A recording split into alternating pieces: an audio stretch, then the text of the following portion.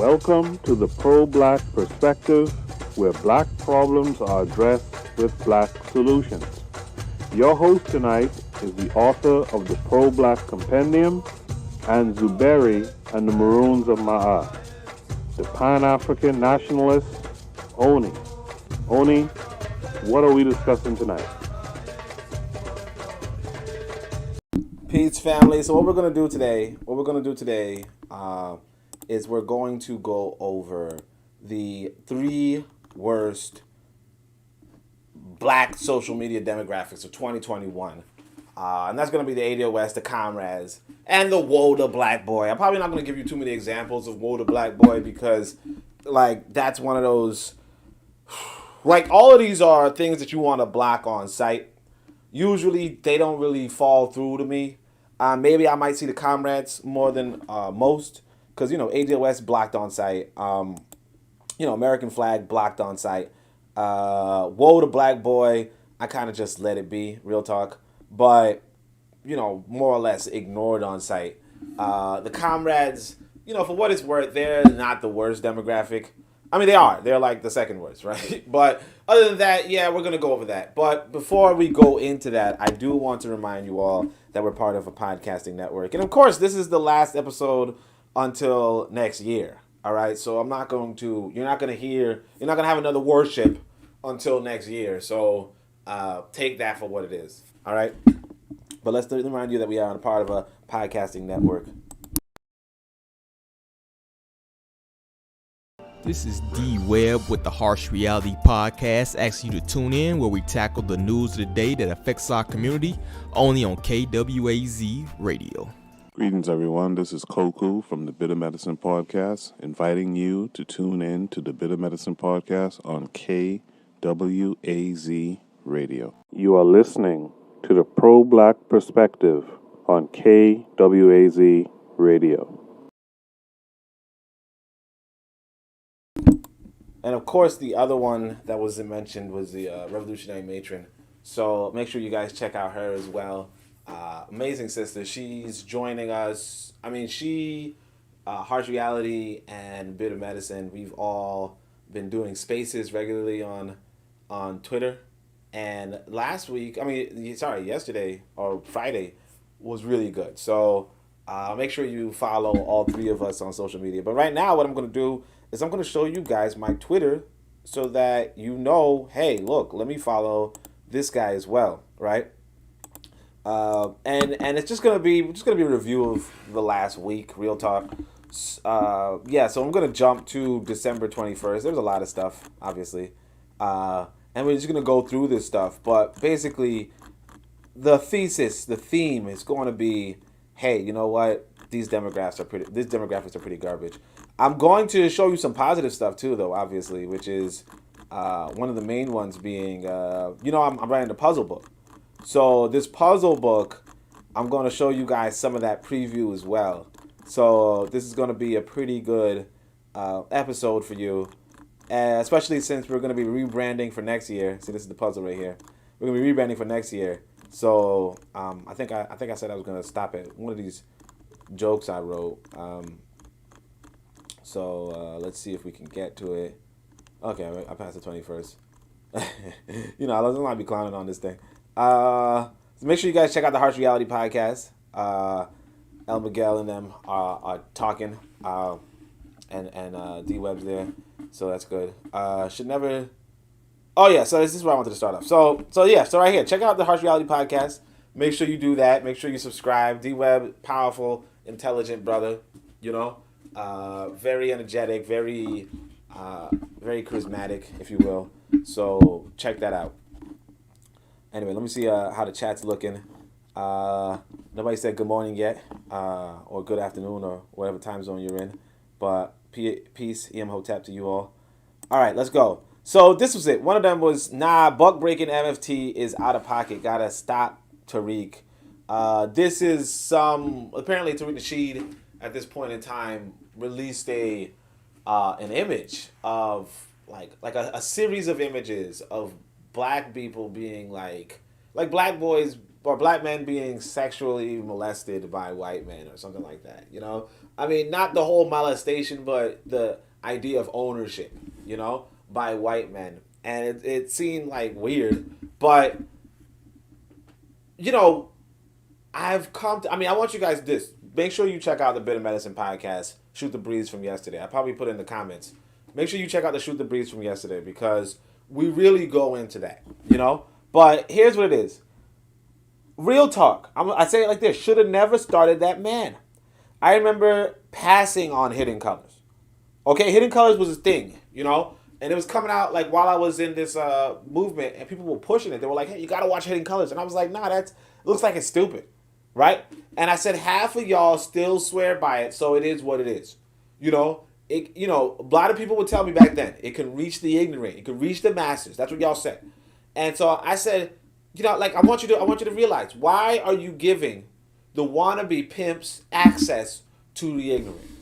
You know? So y'all created this monster. And that's the thing that we have to realize. A lot of times what we're doing in the black community, in the black movement, is creating these monsters. All right? We're creating these monsters. I kind of want to see what the conversation was under this thing without opening up a whole nother conversation. So yeah, this brother says he agrees. You know, how is it uplifting, you know, to the heterosexual man, right? So this was a post I put a long time ago.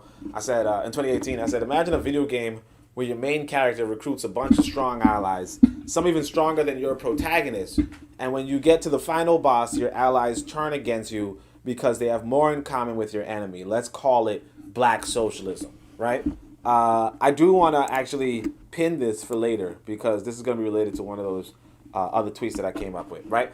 So I keep up coming with this. You know, I kind of want to make my own video game. I told you guys it before. I said, I'm mad as... Oh, yeah, this is me, like, helping some lady out by mistake. You know, accidentally. This is pretty important. We reading like this. What's this? Oh, yeah. So, I'm in this conversation with this dude. Now, this is actually pretty important. Okay? Let's see if we can find this thread. This is a pretty important quote. Okay, so here's what it is.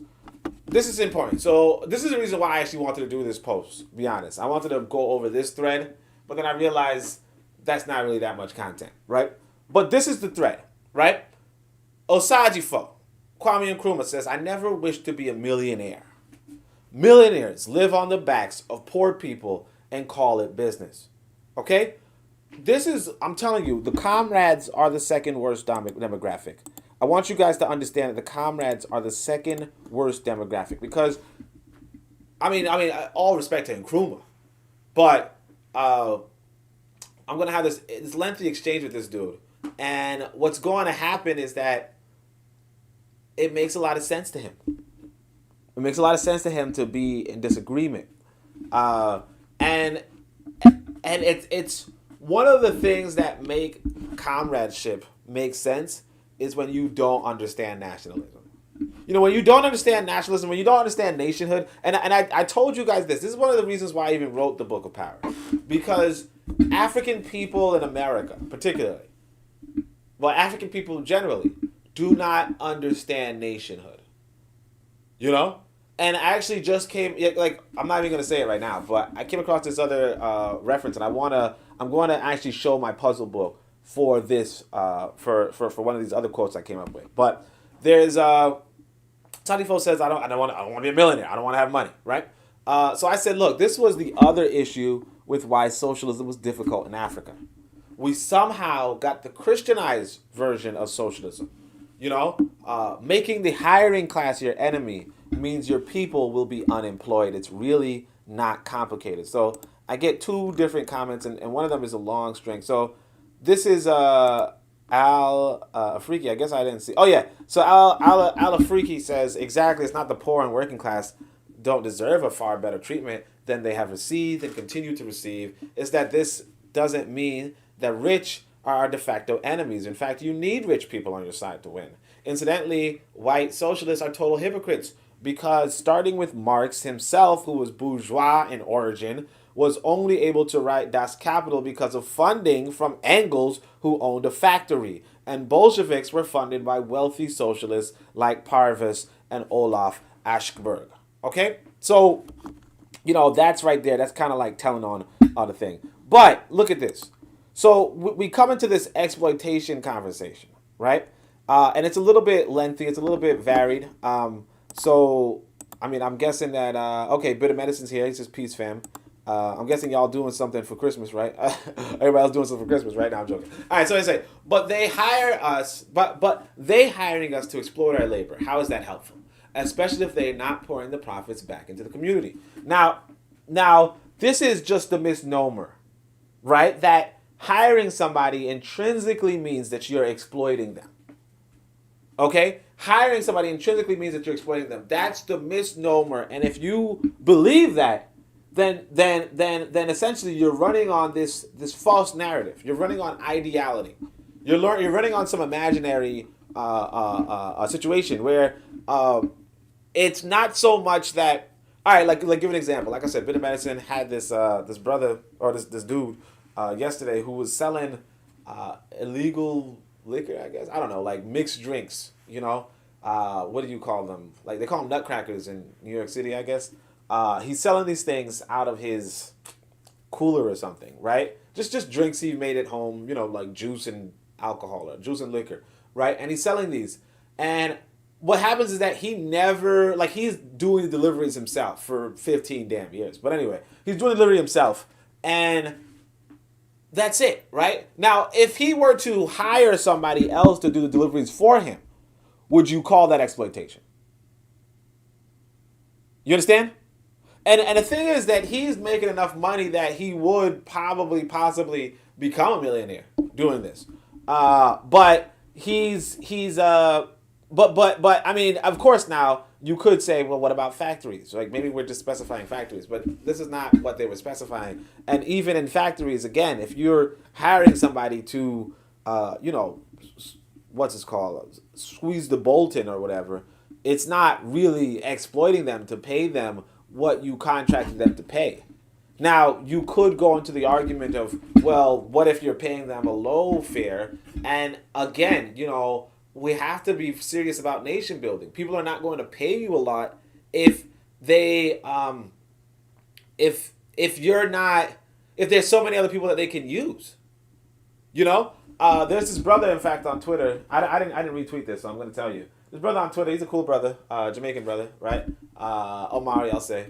And he was just lamenting how he couldn't find a PS5. And then somebody says, well, I don't know what the other person said because I blocked the person, but he goes, I'm not trying to get an old one. I'm trying to get a new one, right? And what it tells you is this supply and demand thing is a pretty universal law or a pretty universal phenomenon, particularly in this economy, but particularly in general in human life. Supply and demand is a pretty universal law where if something is highly demanded and lowly supplied, right, then it can go for a higher price. Whereas if something has a lower demand per se, right, or is highly supplied, something is highly supplied, then it can go for a lower price.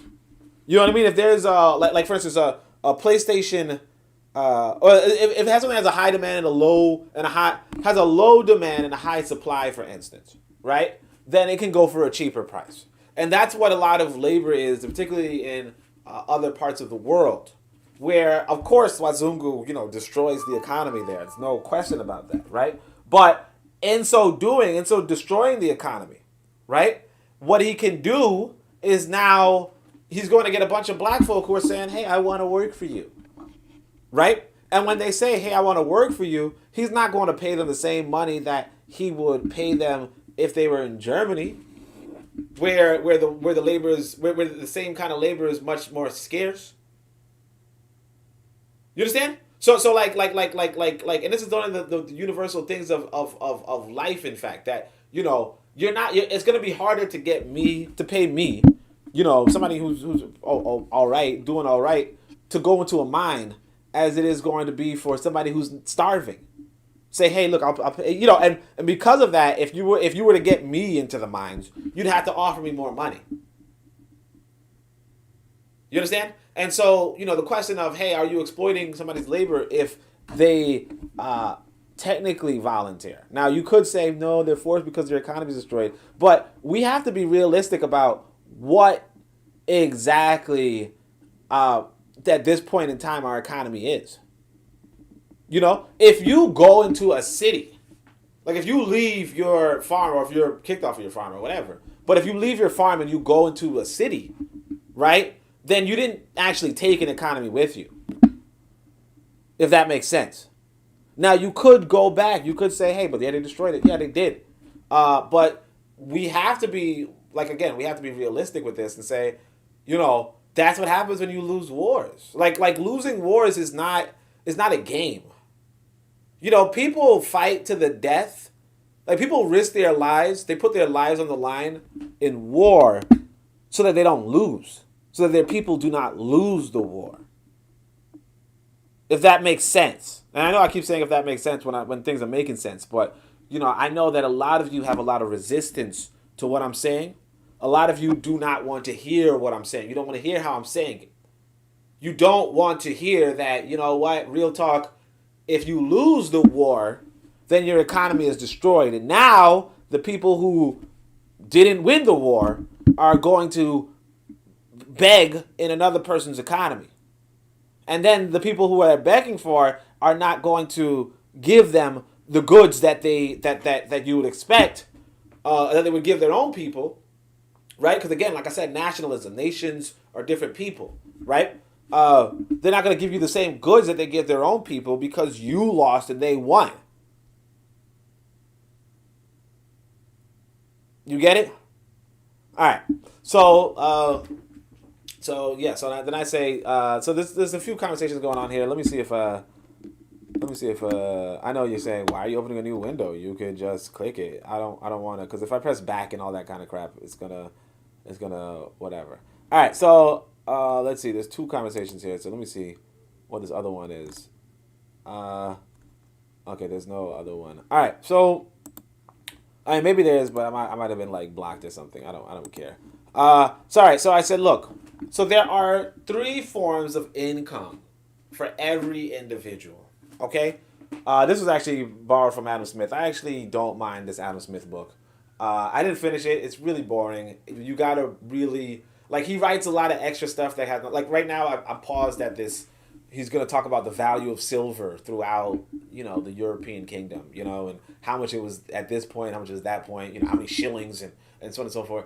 Incredibly boring. So I just said, I can't read this right now. I'm dieting for those of you who don't know, right? But anyway, so there are 3 forms of income for every individual: wages, profit, and rent. That's a smart thing.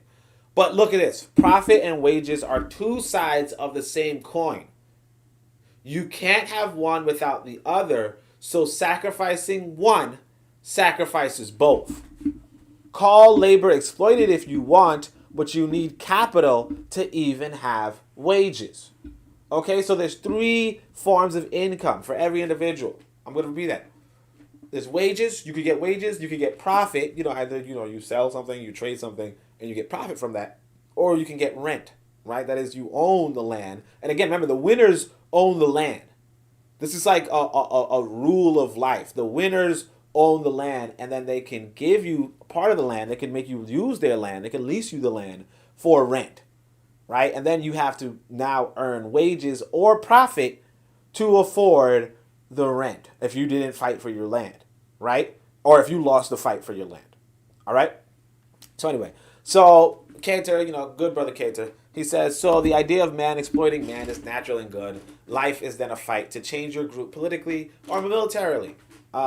Because the man owning a wage is nothing more but a weakling, dependent upon the mercy of another. It's quite unpraiseworthy, right? Now, I won't say it's a weakling, but, the reality is that you're either working for somebody or you are selling, you're selling something. That's how you're going to make an income, generally. Or you have land. And the thing is that if you're going to a city, you're landless. If you're going to a city, you're landless. So a lot of city people, this is the thing we don't realize, we are landless people. That means we cannot actually feed ourselves, except for by negotiating with the people who have land, right? Because food comes from the land. For those of you who may think of, obviously you could make food in the laboratory, but you don't actually have a laboratory, so it's kind of like, who cares, So anyway, so it's not a matter of exploitation. as much as everyone has a price and everyone had a responsibility, and so many people can work on land. And only so many people can work on land. If you're not on land, then you need a way to get food, and that's the entirety of it. Why should farmers work the land and feed city folk? Okay? So why should the people with land feed the people without land? Is the question. Why should the people with land feed the people without land? That's the question. I don't know if this one was too clear to read. You guys can let me know in the comments. Oh, okay. Learning Curve says, greeting, I just woke up. Yeah, right? Tell me about it. We all stayed up pretty late. I'm a little tired still. Trigger Happy says, honestly, I don't get how people don't realize that we need wealth in terms of funding resistance and infrastructure. It's just that a lot of people talk about wealth in an individualistic basis. Yeah, I mean, that's the thing. A lot of times we're going to discuss how to have a good life anywhere on this planet. Anywhere. Like, I go to China, right, with a little bit, but with some money in my pocket. I go to China and live a good life. I can go to China and live a good life.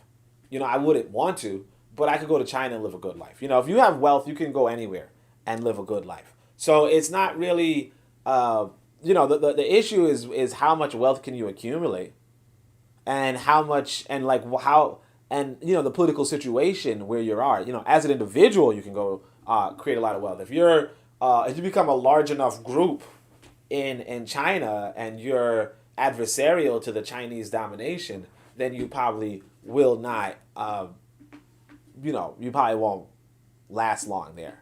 And the thing is that a lot of us here in America, for instance, we tend to want to develop an adversarial role against Wazungu, which is perfectly fine, perfectly understandable, but it's like I said, if you're in China and you do that, if you're in Russia and you do that, even if you're in Nigeria and you do that, it's not necessarily always going to end well, right? Because of this thing called the monopoly of the state has the monopoly of violence.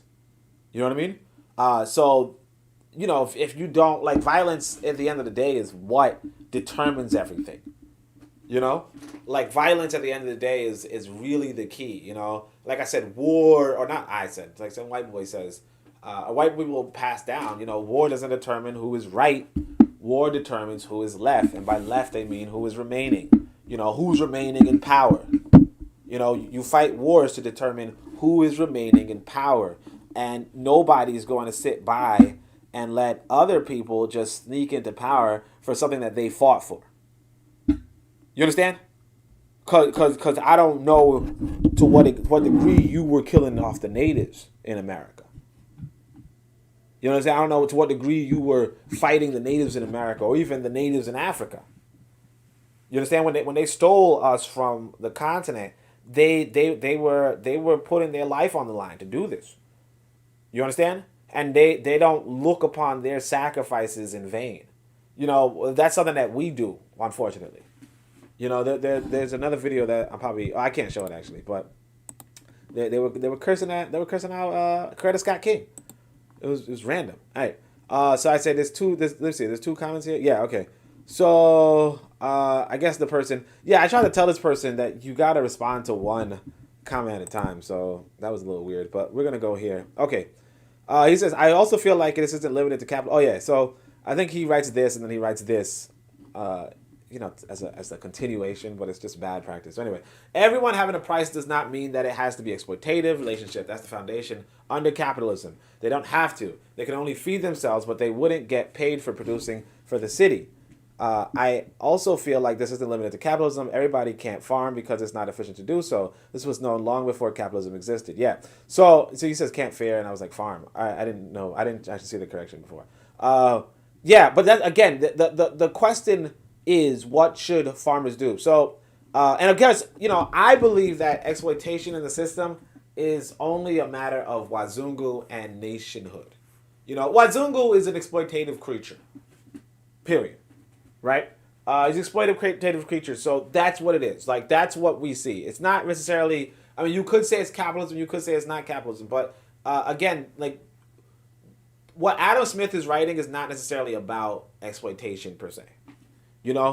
So it's really just like it's kind of like if somebody were to come to you and be like, hey, the Bible or the Wazungu's Bible is not really about oppressing people. Now you can make an argument and be like, hey, every Christian is doing this, right? And it's something that I would do, right? You can make an argument about it, but to say that this peace doctrine is about exploiting people is not necessarily in the manual. You know what I mean? It could just be that the people who are practicing it are the issue. So it comes back to something that what's his name said. Khalid Muhammad said was that you can't keep fighting the spider web and leaving the spider alone. And so the exploitative part. So I'm a bookman asked, how would you arrange it to not be exploitative, talking about capitalism? But the guy didn't respond, so it's all good. So I say, look, so city folks starve or do they work in some capacity, right? Because this is the question. How do people without land get food when food comes from land, right? And so they say, if they work, then for whom? You use the word exploitation, attach it to even to simple labor, instead of realizing that if I use someone else's capital, they deserve a cut too. This is the basic order of things. So I did talk about this on another post, another conversation. It's a pretty lengthy conversation, but we're gonna go over it, right? I did talk about this on another post and I decided to give this guy the last word because I was pretty sure I was gonna get blocked. So I was just like, never mind, right? And I wanted to show you guys because this is again, like, this is the second worst demographic. This is the Comrades, right? And it's just gonna be repeated. Oh well, exploitation. We're exploited. Exploitation. But you really have to understand the relationship between capital and labor, right? That So here's an example, right? So a lot of times we say give labor all the money, right? And it reminds you one of those simple examples that we all know from like, I guess, American media, if you will, but like basically in the hood, right? If I want to get into the drug game. Okay, if I want to get into the drug game, right, I, like sell drugs to individuals, right? Just go through the community or through anybody's community, let's say, right? And sell drugs into the community, right? I do not own any drugs. I don't have any drugs to make. I don't know how to produce drugs. I don't have any access to getting drugs, okay? So what I would do is I would go to a gang leader, right? I would go to a gang leader and say, hey, look, I'd like to sell drugs for you, okay? Now, when I sell drugs for this drug leader, what they're going to do is they're going to give me the supplies. Okay, they're going to give me the supplies. They're going to give me the handgun, right? They're going to give me the team. They're going to give me the walkie-talkie, the phone, the secure line, all that kind of stuff. Let's pretend, right? Let's pretend they're all sophisticated and all that, right? They're going to give me that. They're going to give me the drugs. And they're going to tell me, what to say, how to say it, give me some training, tell me how to look tougher, give me a symbol so that I can look a little safer, whatever, right? Then I go out into this world.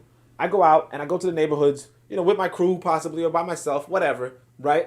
And I'm being protected by this gang. They have their watchmen, they have all that kind of stuff. And I go door to door, whatever I do, or I get the appointed schedule, I'm your new drug man, whatever, right? And basically they supply me the capital to do the labor.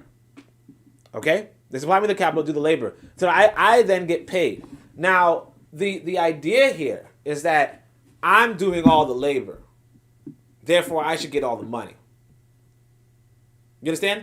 And so the question becomes, right? Why would this gang leader recruit me if I take all his money? Or if I take all the money? Why would they give me the supplies? Why would they give me the training? Why would they give me the cue cards and where to go and all the what they call the cold calls? I think not cold calls.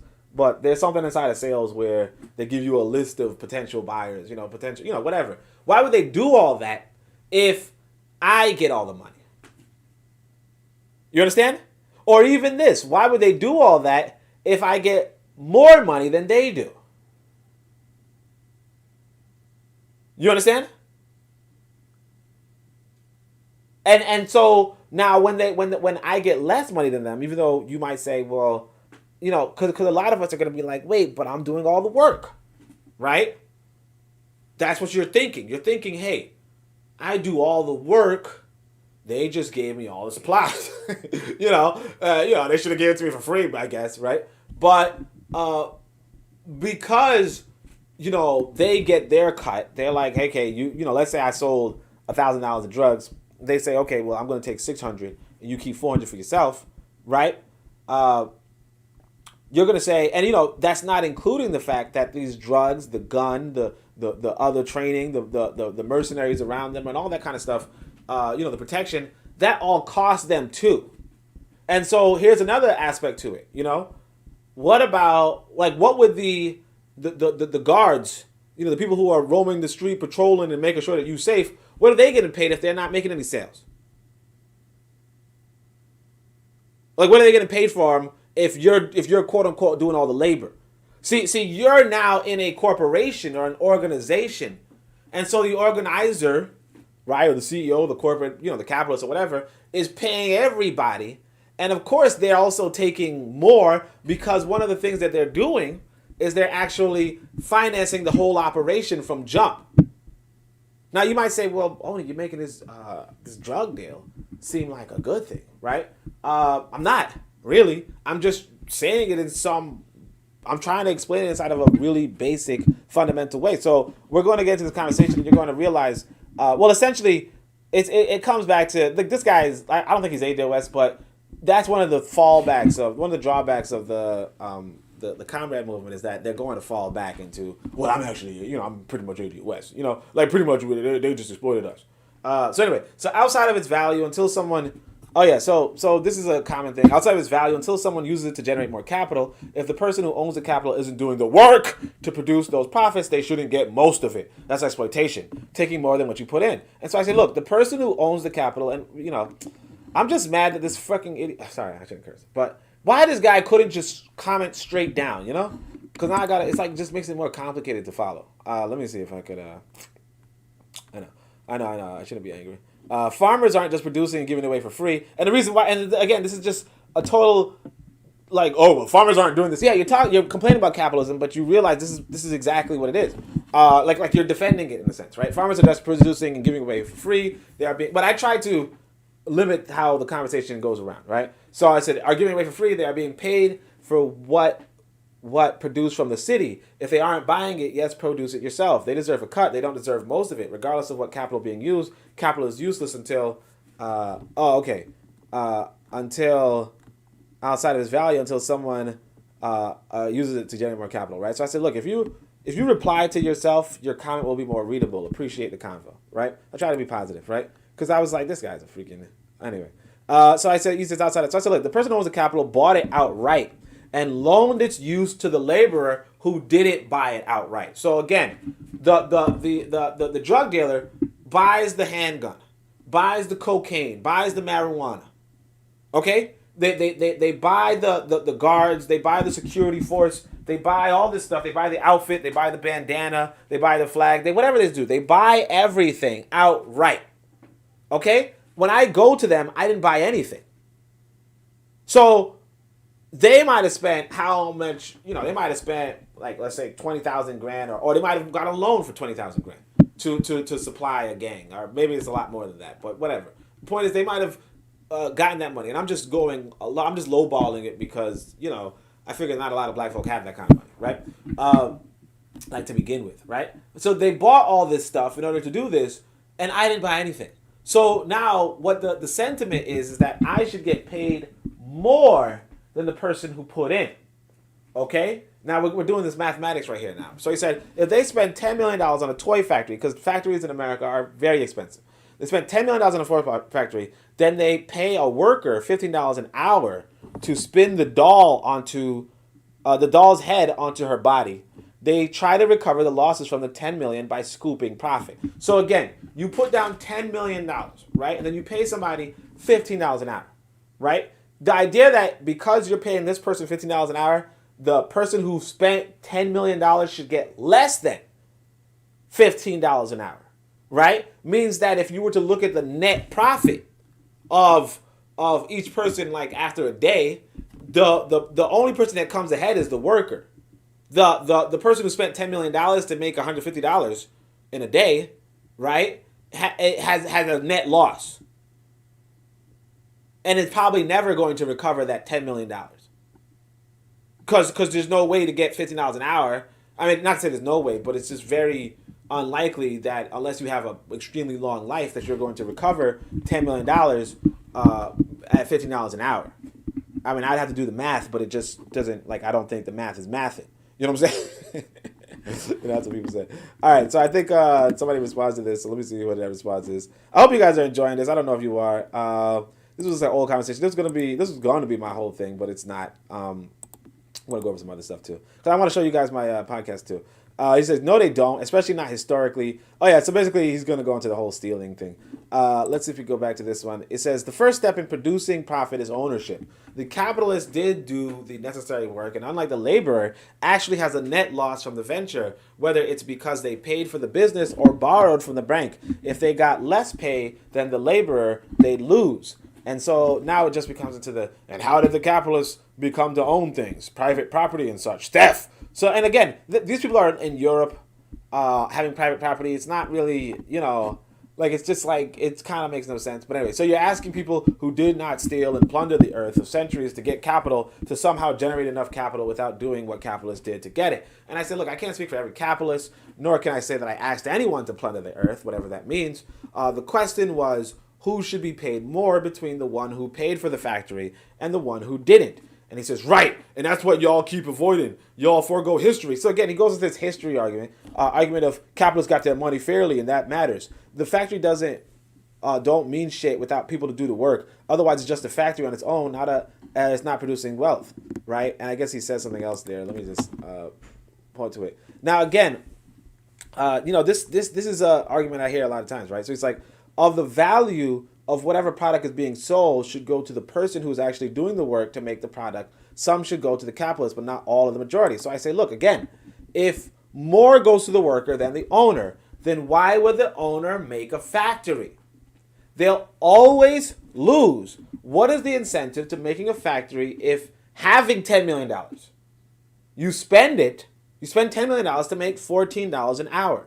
And he says, exactly, which is the problem. The capitalist who has capital from theft now doesn't want to pay someone fairly for their labor power. Because if it did, it wouldn't profit. Never ending cycle, LOL, but good luck on your black capitalist project. Now again, this was like it might have been like near the end, so I'm going to actually go to the other side of this. I think this was it. So let's go. No, they don't, especially not this some sort of, and literally capital. Oh yeah, people have capital, steal it and manipulate other people, or they paid by someone they did. Again, literally capitalism. So I say steal from whom?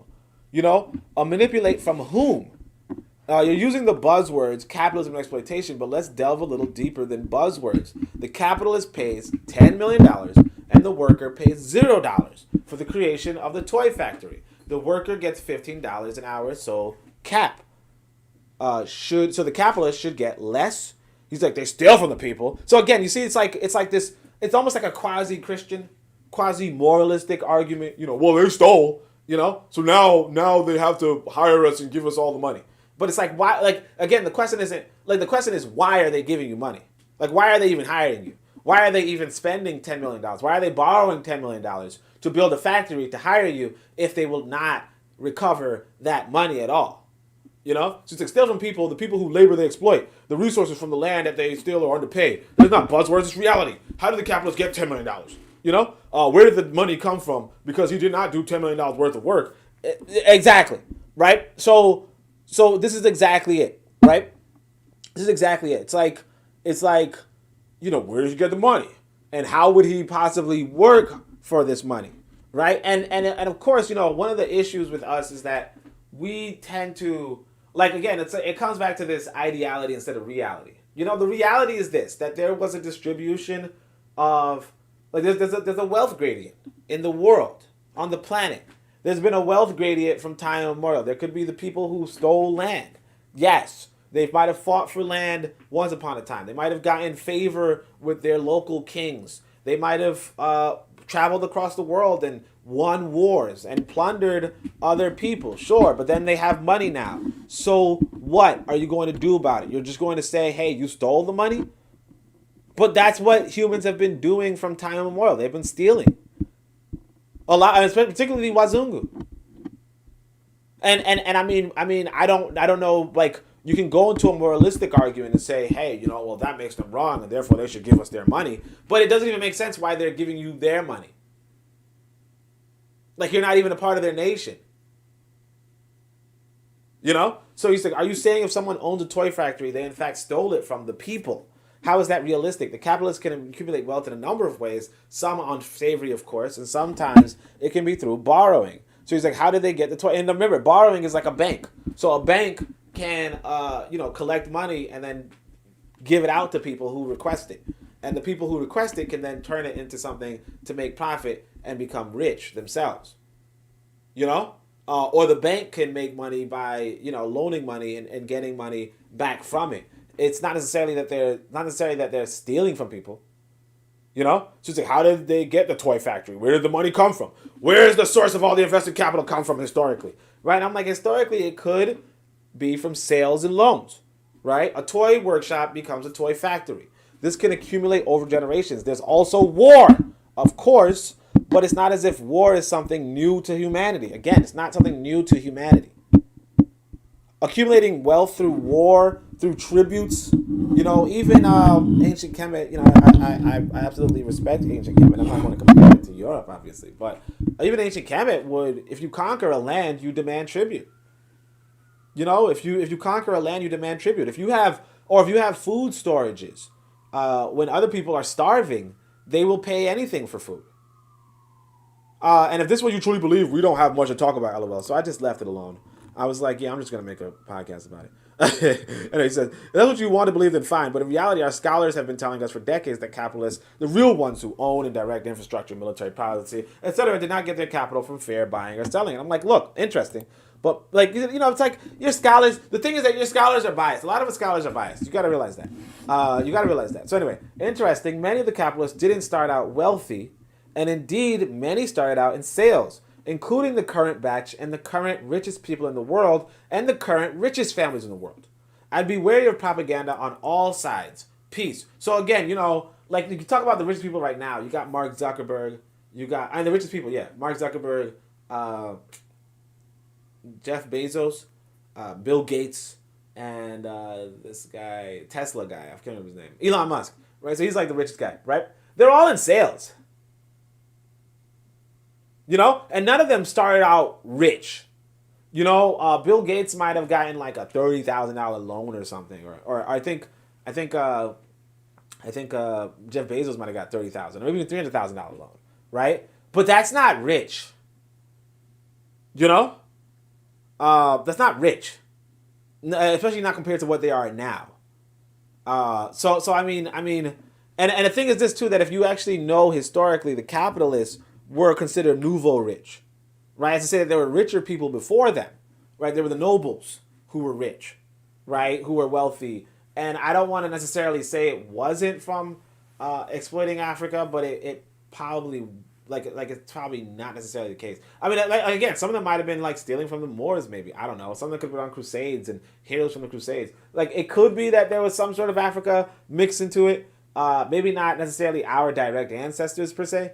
But it's not necessarily the case that, because you have wealth, it just has to be because you exploited or stole from somebody once upon a time.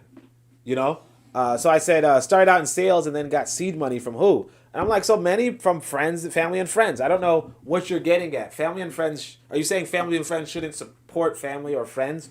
Some did unethical business abroad, to be sure. That's Elon Musk. His father somehow owned a diamond mine or something like that, some sort of mine in South Africa, right? But again, colonialism was a thing, and yeah, people got money from colonialism. But the idea that now he owes you money because of that is just what is yeah, white people, if you lose a war, they will take your resources and they will take advantage of you. Well, not advantage of, you get it.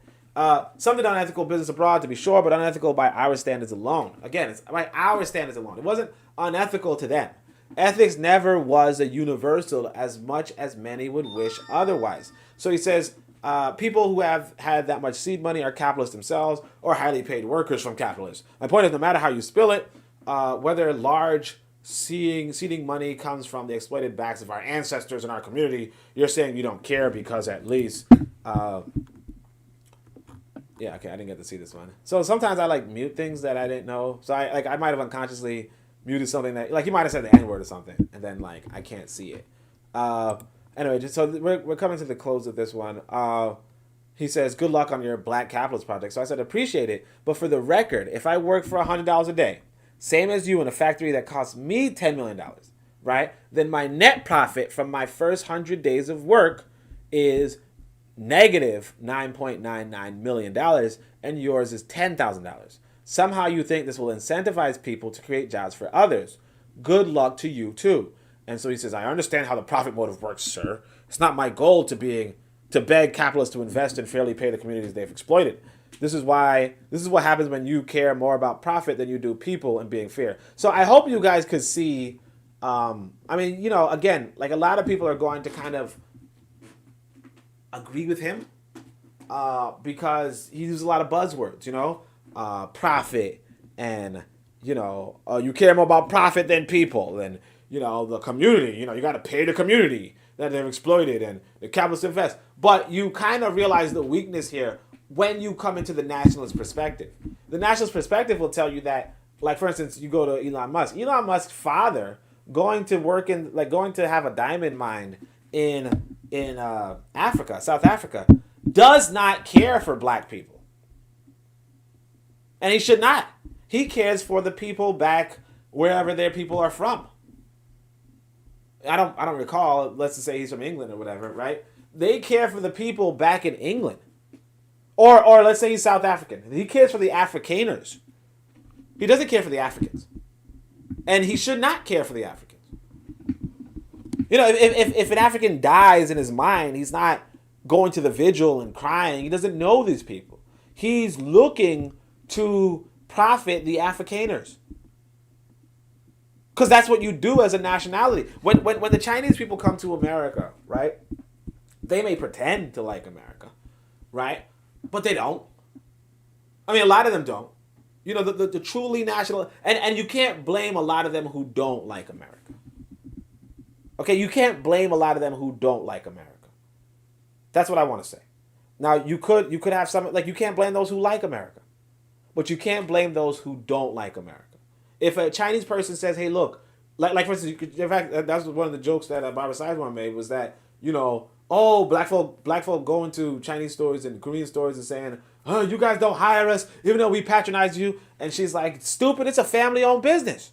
You can't get a job in a family-owned business, right? And a lot of people are going to come with the perspective of a family-owned or a national-owned or a nation-owned or a nation-based business. And you can't fault them for that. And just thinking, hey, well, you're on African soil, so you gotta provide for me, is stupid. Or the ADOS line, which is, hey, I've been here for 400 years, you gotta provide for me. It's stupid. All right, it's stupid. But anyway, that was the conversation. I don't know what you guys thought. Let me know your thoughts below.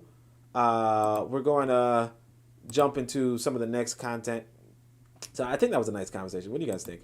I'm gonna check out the comments. I'm gonna just check out the other comments window. So so Learning Curve says no one talks about cooperatives. That's true. Good morning. Amon Bookman says good morning, fam. Somebody put something in Russian, but luckily the Learning Curve deleted it. Learning Curve also says how valuable is an idea? How valuable is the ability to gather capital? Yeah, I mean, that's one of the things that we don't really. I mean, look, like here's the thing. So you take this profit. And then you can expand your business. That was the thing that we actually saw in yesterday's Shoot the Breeze. So yesterday's Shoot the Breeze, this guy's been for 15 years selling nutcrackers. With nutcrackers are like this concoction of like juice and Hennessy or something like that, like juice and hard liquor, right? And they sell it at like parties and get-togethers and all that kind of stuff and whatever. For 15, and he at one point he's making $20,000 a month. So that's about $240,000 a year, which is pretty good. Now, I'm not saying that he said it's a good month he's making $20,000, but still, and I Learning Curve actually suggested that maybe he's pulling in $15,000 in profit, right? The point is this, that he has his profit, but he's still going door to door. As to say that he's not even using his profit to expand his business effectively. At one point you see that he's trying to make his own menu, his own graphic design to make his business a little bit more flashy. but he's doing it himself. He's not even paying somebody to do it. You understand? So it's to say that, when you look at this capitalist, right, what they do is that they say, hey, I'm not going to do this myself. I'm going to hire somebody else to do this. Or I'm not going to do the deliveries myself. I'm going to hire somebody to do the deliveries. Or I'm not going to mix the juices myself. I'm going to hire somebody to do these juices, right? And so he could start off doing this thing on their own, like quote unquote McDonald's. McDonald's starts off with flipping burgers. The guy, probably flipping burgers with his wife or whatever. I don't know. But eventually he hires people to do it for him. Carnegie Mellon, the same thing. Gets a metal mine, and maybe he doesn't even do anything, real talk. He just hires people to do stuff. And that was like one of his secrets to success. He was like, I just hire people to do the job, and I just sit back and collect the money, right? And I pay them. I pay them with the money I collect, but I also collect a good share of the money because I'm making the sales, I'm making the deals, right? And what happens is that, you look at the brother who was being praised by you. He was being praised because for 15 years, he was selling juices out of a cooler. He's a grown ass man at this point, right? He's selling juices out of a cooler, and he's being praised, but it's like comes back to what Learning Curves asked. How valuable is an idea? How valuable is it to actually hire other people?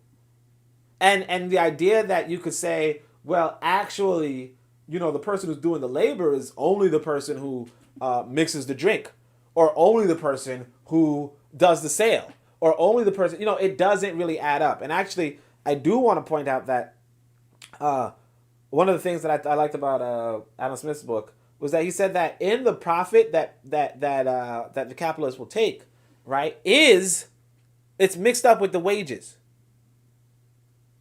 You understand? So you look at it as pure profit, but you also have to ask yourself, well, what would be the going rate, for instance, for improving the profit margin of a business substantially? You know what I mean? So like, what would it take to pay the wages, or what would be the wages for somebody like Jeff Bezos in his prime, or that guy from Apple, whatever his name was, Steve Jobs? Well, and I know I'm naming a bunch of American white boys. I'm sorry, but even so, what would be the wages for somebody like Steve Jobs? Innovating ideas and making the whole office, so on and so forth. And you could be like, hey, look. Because here's the thing, like some of his other people in his organization, like the innovators and all that kind of stuff, are getting like 150 grand, 200 grand, all that kind of stuff. And you might be like, well, this Apple guy, well, there are children who are doing X, Y, Z, and they're not getting $200,000. No, they're not. And if that was a decision by him, right, to underpay them, if you will, or not underpay them, but pay them whatever that is, then what is the money that he will get for that? And what the comrades do is they say, well, he should get no wages. The Amazon guy, he should get no wages, and he should get no profit, notwithstanding putting up the money. So it's a really interesting conversation, I believe. I mean, I guess the concurrent viewers would disagree because it keeps shrinking, but anyway, yeah. Anyway, so this was another thing cool. This was me giving my son an assignment, so I'll show you guys this one. So I said, look, if my handwriting weren't awful and made worse with a gel pen, I'll show you my son's reading comprehension assignment for today. The more you educate your own, the more you understand why others miseducate you. So peep this paragraph in questions. So I say, there are 31 days in December. December is the 12th month. It is after November, but before January. One major holiday in December is Kwanzaa. It is a holiday celebrated by some Africans in America. How many days are there in December? Question 1, how many days are there in December? Question 2, which month is December? Question 3, which month is before December? And question 4, what major holiday is in December? So I do put some asterisks through this. Asterisk 1 is holiday is a bad reflex. I shouldn't say holiday to my son. Question 2 was confusing phrasing, admittedly. Like I thought question 2 would actually be hard. And so I say, still, you recognize why Whitey pushes Americanism when he educates your youth, because why wouldn't he? Seriously, why wouldn't he? By the way, fathers, you can easily ascertain your child's reading level and write up a worksheet for them too. Ain't nothing to it but to do it. Write questions and send them off to answer them. Then check them and converse. We can win. So when I gave my son this, actually, remarkably, outside of my exhortation, the question that he actually got the most right, if you will, was which month is December. So, like he did put down that December is the 12th month, which was pretty interesting. As far as like major holidays, I don't know if he didn't like. I'll admit, I mean, I kind of. This is one of the things I'm picking up on homeschooling was that,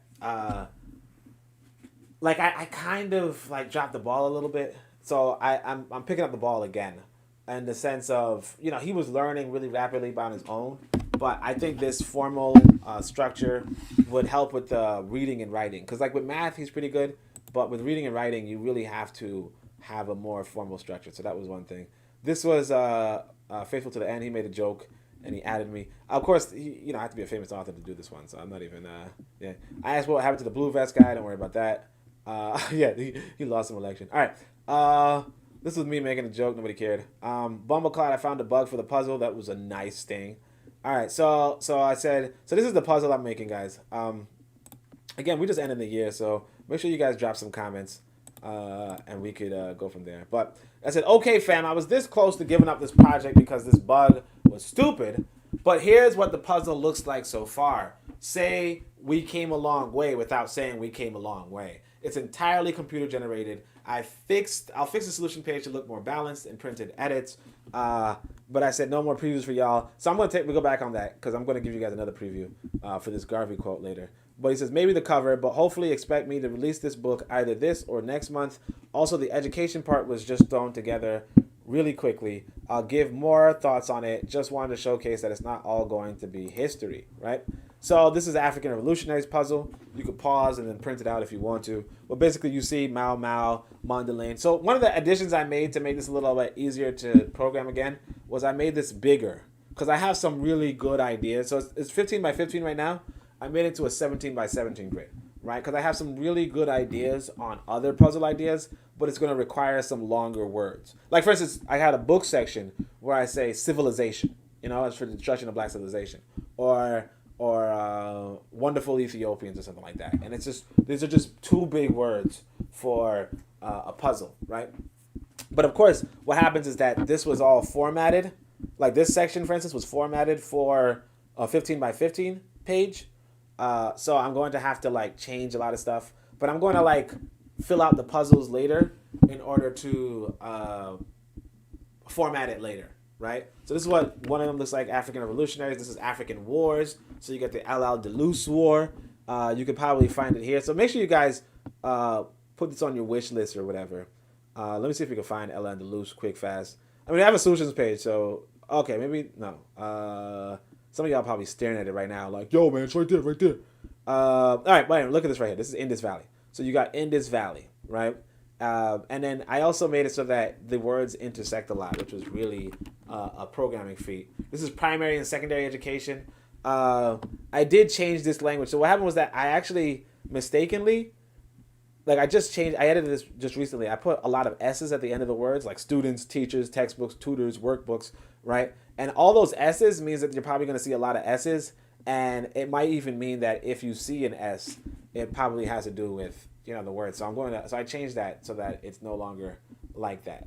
So I just like tutor, student, so on and so forth. So it's a little more difficult. And I'm looking out for you guys. This is the solution sheet. And you see it's a nice looking solution sheet. If you guys were following my Twitter before, you could see the solution sheet was it was pretty good for like a low amount of words. But at this point, it's just like, it's really top notch. But anyway, the later transcriptions are not really that good.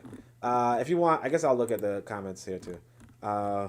Cicely says, put them together and sell them to schools. We hardly ever get relevant fun. Yeah, so this is actually a little more complicated than I could do. Selling things directly to schools, like I'm not in contact with any schools. So you guys would have to do that kind of. But I know that it's not, like I'm just not going to do that kind of work. Because again, like I said, this capitalist, it's like who's working for you. So there's another dumb comment I think it's a dumb comment, so I'm just going to remove it. Yeah, so I'm getting trolled tonight.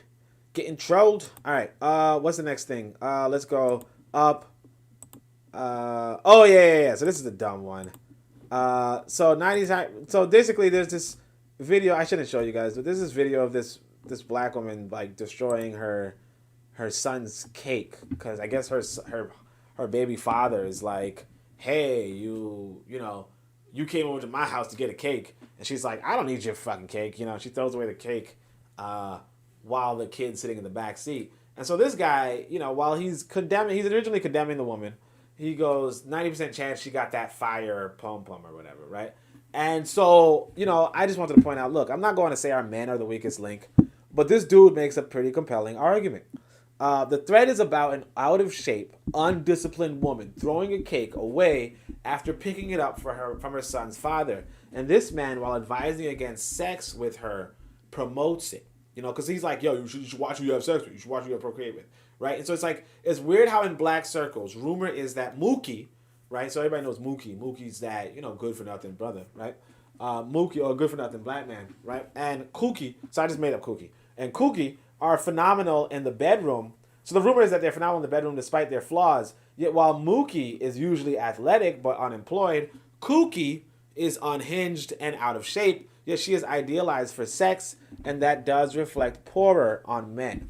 Like if you think about somebody who's good at sex, you don't necessarily think, like, you shouldn't really think it's an out of shape woman, but that's what we tend to do in our community, and that's just one of those things. This was just another stupid joke. This was some white boy's joke, but I shouldn't even think. TMZ printed something and black men attacked. Oh yeah, this was just the Michael Vick story. I just let it alone. This was Scully. He's a cool brother. He's pointing out that this person, there's this individual in, I guess it was Benin, this general, Minister of Defense, led a military resistance against the British imperialism for 2 years, from 1897 to 1899, and it's believed that they were betrayed by their tribesmen who helped Britain. So that's another thing to realize too. 1897 to 1899 means that Africans in America were actually freed at that point, right? This was interesting. This is Twitter Nigeria. This was interesting. We talked about this yesterday. I mentioned this yesterday on the Shoot the Breeze. So make sure you guys check out the Shoot the Breeze from yesterday. In fact, Coco, can you drop a link to the Shoot the Breeze yesterday? Because it was getting hype. Or even the Learning Curve, you could do that too, right? So anyway, so if they check now, the one in probably they check now, one probably running an illegal unregistered kitchen from their house in Dubai. LOL. Now that's something to look into. Jamal, in case Dubai authorities invade you in your kitchen soon, I did that shit. I will now gladly go and work on an excellent email petition to tip them off. Right, this is another guy. Hello, Dubai Police HQ. There is a Nigerian by name Jamal at the Lazy Chef running an unregistered kitchen restaurant out of his rented apartment in Dubai. He is not paying the due taxes and cheating the government and people of Dubai. Please look into this. Thank you. I will follow this up by opening an online petition against this person. You cannot be a Nigerian man and be running an illegal business in UAE. Right? So I said, look, there's two types of informants. The paid and the unpaid. You understand? That's it. The paid and the unpaid. So we're going to go to that. So anyway, so this is another one. I wonder if people realize that loudly touting that a competitor only won because they cheated while doing nothing to correct the injustice makes you look weak and incompetent, just as it makes them look corrupt and unprincipled. So this is D Webb from the Harsh Reality Podcast. He's the host of the Harsh Reality Podcast. Smart brother, good brother. And this was like, I was like, yo, the reason why I wanted to go through my Twitter was because I wanted to go through that conversation, but I was like, see, D Webb hit it on the head. D Webb hit it on the head. In the sense that you're saying, hey, well, they stole and they cheated. And it's like, well, yeah, duh. Barbara Sizemore. So I have a video of Barbara Sizemore, a little clip of Barbara Sizemore. So I'm going to play that too, okay? I don't know if I should because, I already got hit with that licensing thing. But it is what it is. This was a wild video. I didn't even want to show you guys this. But this was just weird. This was just weird. So, like I said, go to my Twitter if you want to check that out. And you can always just click on the media button. But I don't think you want to. No, you can't click on the media button for that, actually. But, yeah, that was just a weird video. Like, it was a black father telling his daughter, not even. So these are some top 5 bikes of Chancellor Williams. And they actually included the Raven, which was pretty interesting. Because, why would you do that one? All right, so anyway, tell me how famous. Oh, yeah, this was just another thing. The rich rob the poor, and the poor rob one another. Sojourner Truth said that, so it's pretty old. Niede says independence can be real if a nation depends upon gifts. That's good. What government around the world? Oh yeah, this is me just doing like a pandemic solution, right? I was like, they should have just paid us to stay in. They should have paid us to not get COVID, right? Anyway. Oh yeah, okay. So this right here is somebody. Now people actually had an issue with this post. I didn't even think they would. But this is Barack Obama and his mother in 1966, right? So the guy says, what a visually unappealing person, to coincide with the fact that she was a state-sponsored, CIA-aligned anthropologist who gathered information on Indonesian villages, political affiliations, leading to a genocide of Indonesians in the 60s, right? The fact that every single member of Obama's family grew up as a CIA affiliation really shows how he was groomed for his role as a U.S. president from the start of his life. Now, again, a lot of us would like this, you know? So somebody says, your source, trust me, boy. I love the mainstream media position. Yes, the CIA did bad things in 56, blah, blah, blah. All right. Okay. So what I said was, look, I like how black people are trying to shame white people for their proximity to intelligence gathering and or political manipulations. Black people pride themselves for doing no wrong, and in that remain among the poorest populations everywhere they are on the planet. We don't get it. So that's why I begin to post up what's her name, Barbara Sizemore, because she used to say, look, black people just don't get it. They just don't get it. So, you know, Keita comes through. He says all whites living and traveling outside of America and Europe are unofficially informants of their Secret Service. Whether they're journalists, tourists, or just random bird watchers, they serve the interests of their race. You're right, bro. We just don't get it. And this is the thing. I want people to really understand what Keita just said, right? I want you to understand what Keita just said. Understand that. Okay, like put it this way. If I go to Africa with the intent of bringing money back to my community in America, right? Then I'm going to be in communication with the people in America. I'm going to tell them the stuff I observe in Africa, and I'm going to be there not for the people in Africa, but for the people I know in America. You see what I'm saying? Barack Obama's mother, you know, like I don't like her, right? Barack Obama's mother is going to go to Indonesia, right? Not for the benefit of the Indonesians, because she doesn't know the Indonesians. She's going for the benefit, if she's an anthropology student, for instance, she's going for the benefit of the Americans. You know, to call her state-sponsored is like, well, duh, who else is going to sponsor her anthropology in Indonesia? Are there any Indonesians? What group do you know is going to sponsor anthropologists in another country?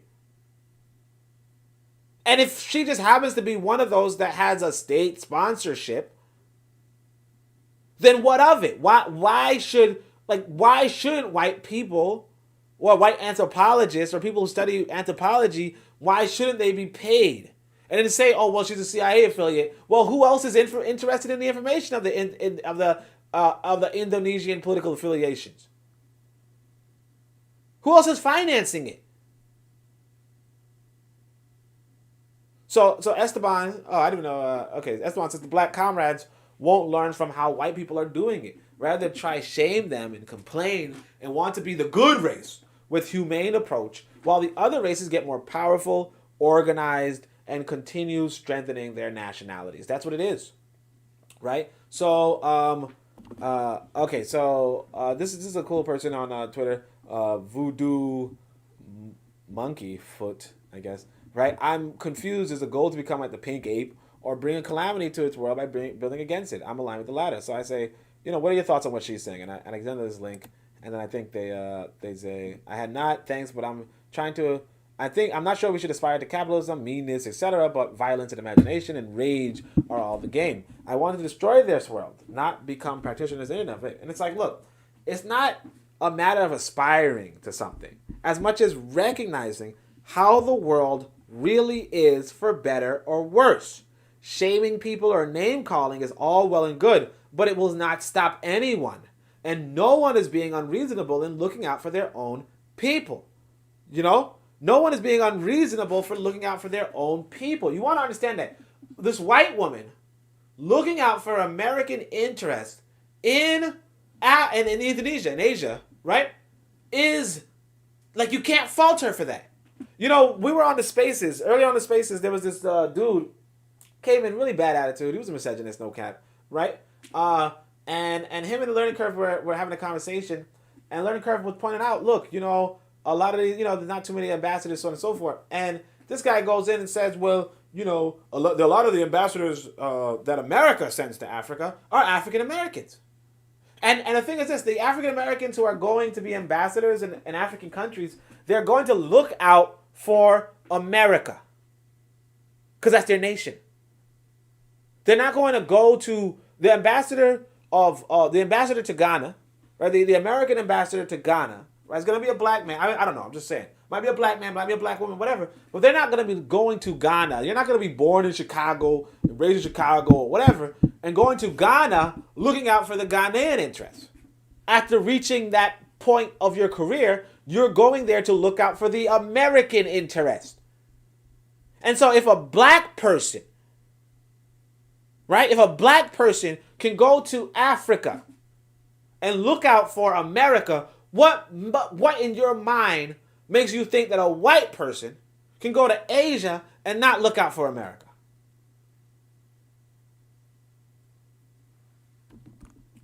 So anyway, so this person's like, the point was missed by a country mile, all in the quotes.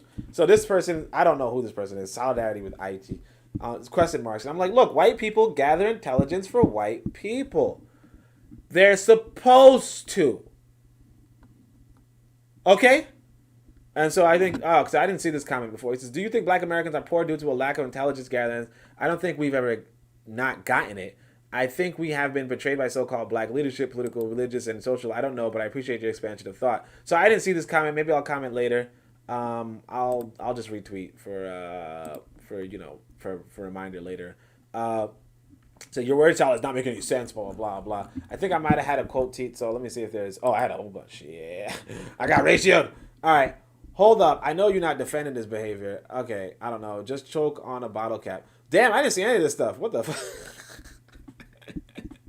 I don't know how I didn't see this stuff. Hey, white people feelings can go directly to hell. They invented the sword. Now they can go sleep on it. Now, I think I said, I think I did respond to this one because I don't know, for some reason. I said, you think that's what it's about, white people's feelings? And I do that. The fuck are you talking about, It's a meme. Why would you even think I was talking about? So Lero comes through. She says, folks are mad at this, but it's what I mean by Africans feeling as if they have some obligation to be the moral example for their endeavors. Meanwhile, the enemy doesn't and will never cease to play those games, right? Let's see if we can get this. Comments. She says, all the talk of destroying Western hegemony, you think one would understand how it came about in the first place. Keep trying to be fair, though, while Zungu running laps around us, right? And then, so D-Web says, oh, Lord, you sounding like Oni. Gotta have the schedule and exorcism. And, this is when she starts talking about, I have a fake cackle. I have a cackle or something, I know y'all know I have no cackle. Anyway, so she's laughing my ass off. Hey, he don't make it easy with them long ass lectures. Gotta stay off his YouTube. I can still hear that LOL fake cackle he be doing in his sleep. So I say, look, I've never done never cackled in my life. And of course, she tells me a sure Jan. Anyway, she's like, I read it as advocating for Africans having their own intelligence network, with Nkrumah's Ghana had. Didn't see this as glorification of the CIA. It's like, likewise, I think some people took it as belittlement though, or championing a CIA agent.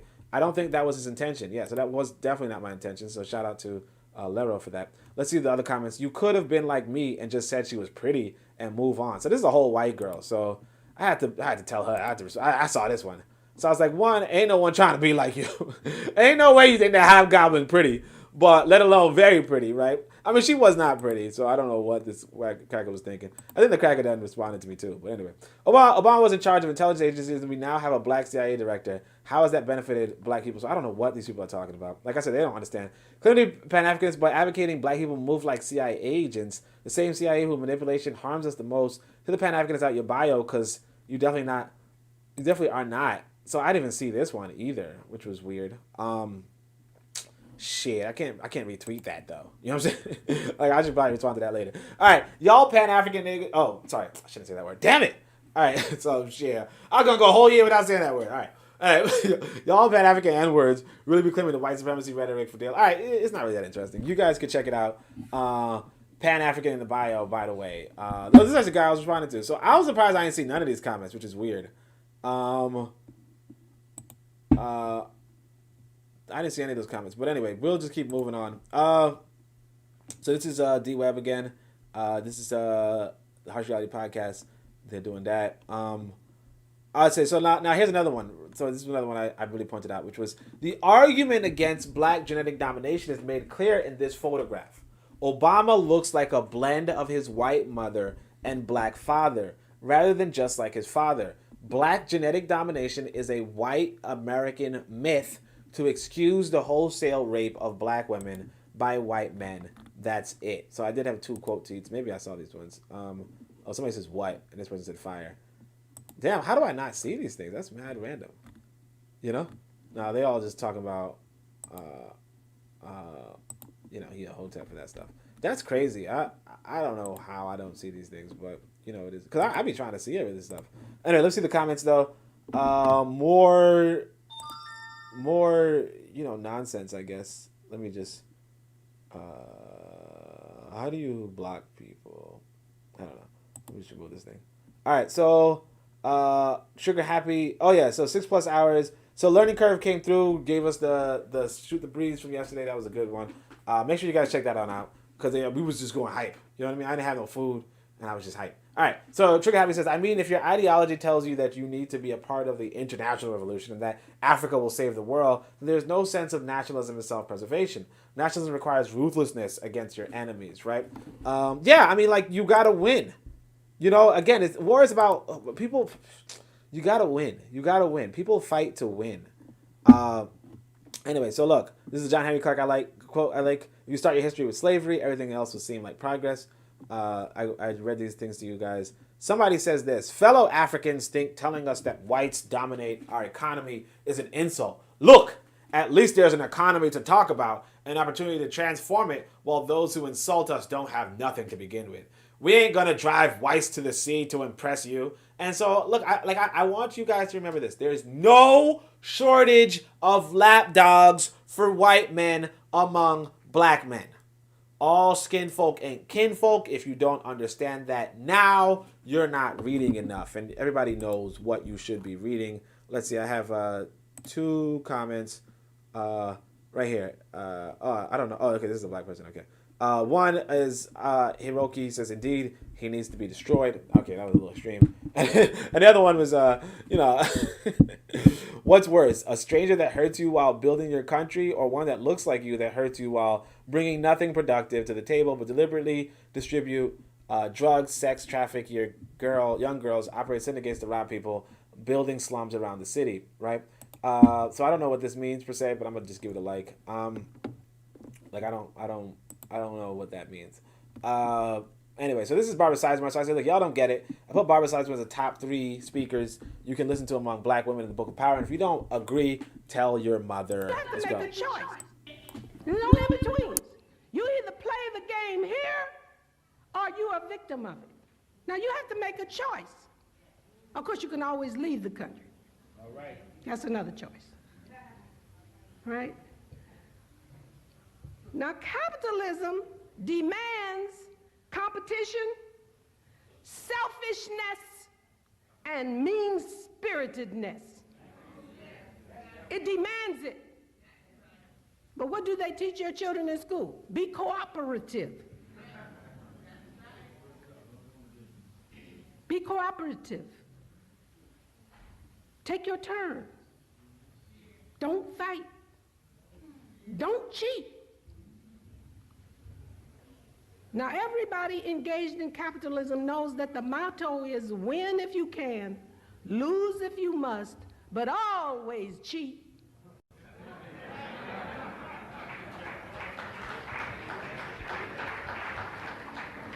And what I'm trying to explain to you, ladies and gentlemen, is the real world that our children live in, not the ideal one that we want them to live in, not this wonderful world that we pray that will come here one day, but the real world that they have to live in. You want to know why they're acting so crazy? You want to know why they're doing the things that they're doing? Because we have not prepared them to live in this real world. We have sent them through 12 years of school teaching them this dumb stuff that doesn't work, and when they go out and try to apply it and get killed for it, we are not there to help them through.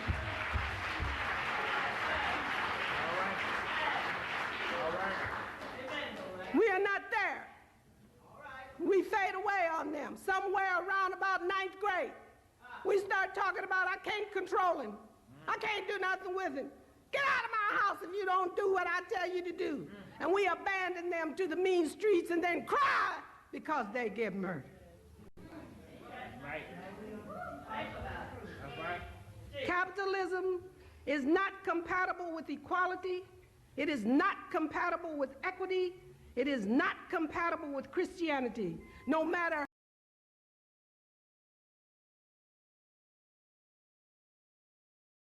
Okay, so I'm actually trying to see if I put that section in the Book of Power or not, which is kind of interesting. So I just tried to look into that. So I'll probably do a little more searching later on. But yeah, this is a bunch of comments. She put the cycle in a nutshell. This is why our families never follow the when you get out at 18. You know, it's just facts, so on and so forth, exemplary. And of course, I quoted it. You know, brother Kai's pointed out. He said to finish the Urugu series as well. You guys did an amazing job. Need that book on my bookshelf. So you know, y'all know, you could add to my list of things that I sold a copy of Urugu. You know, add that to my list of accomplishments. All right.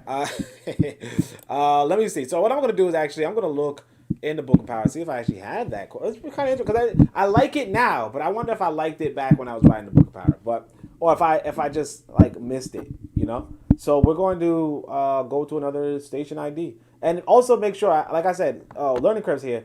I think somebody mentioned that there was like music that shouldn't have been used. So make sure learning curve. Send us one of your fillers that doesn't have music that would get a strike against me. But other than that, yeah, y'all do this while I go look into this book. This is D Webb with the Harsh Reality Podcast, asking you to tune in where we tackle the news of the day that affects our community, only on KWAZ Radio. Greetings, everyone. This is Koku from the Bitter Medicine Podcast, inviting you to tune in to the Bitter Medicine Podcast on KWAZ Radio. You are listening to the Pro-Black Perspective on KWAZ Radio.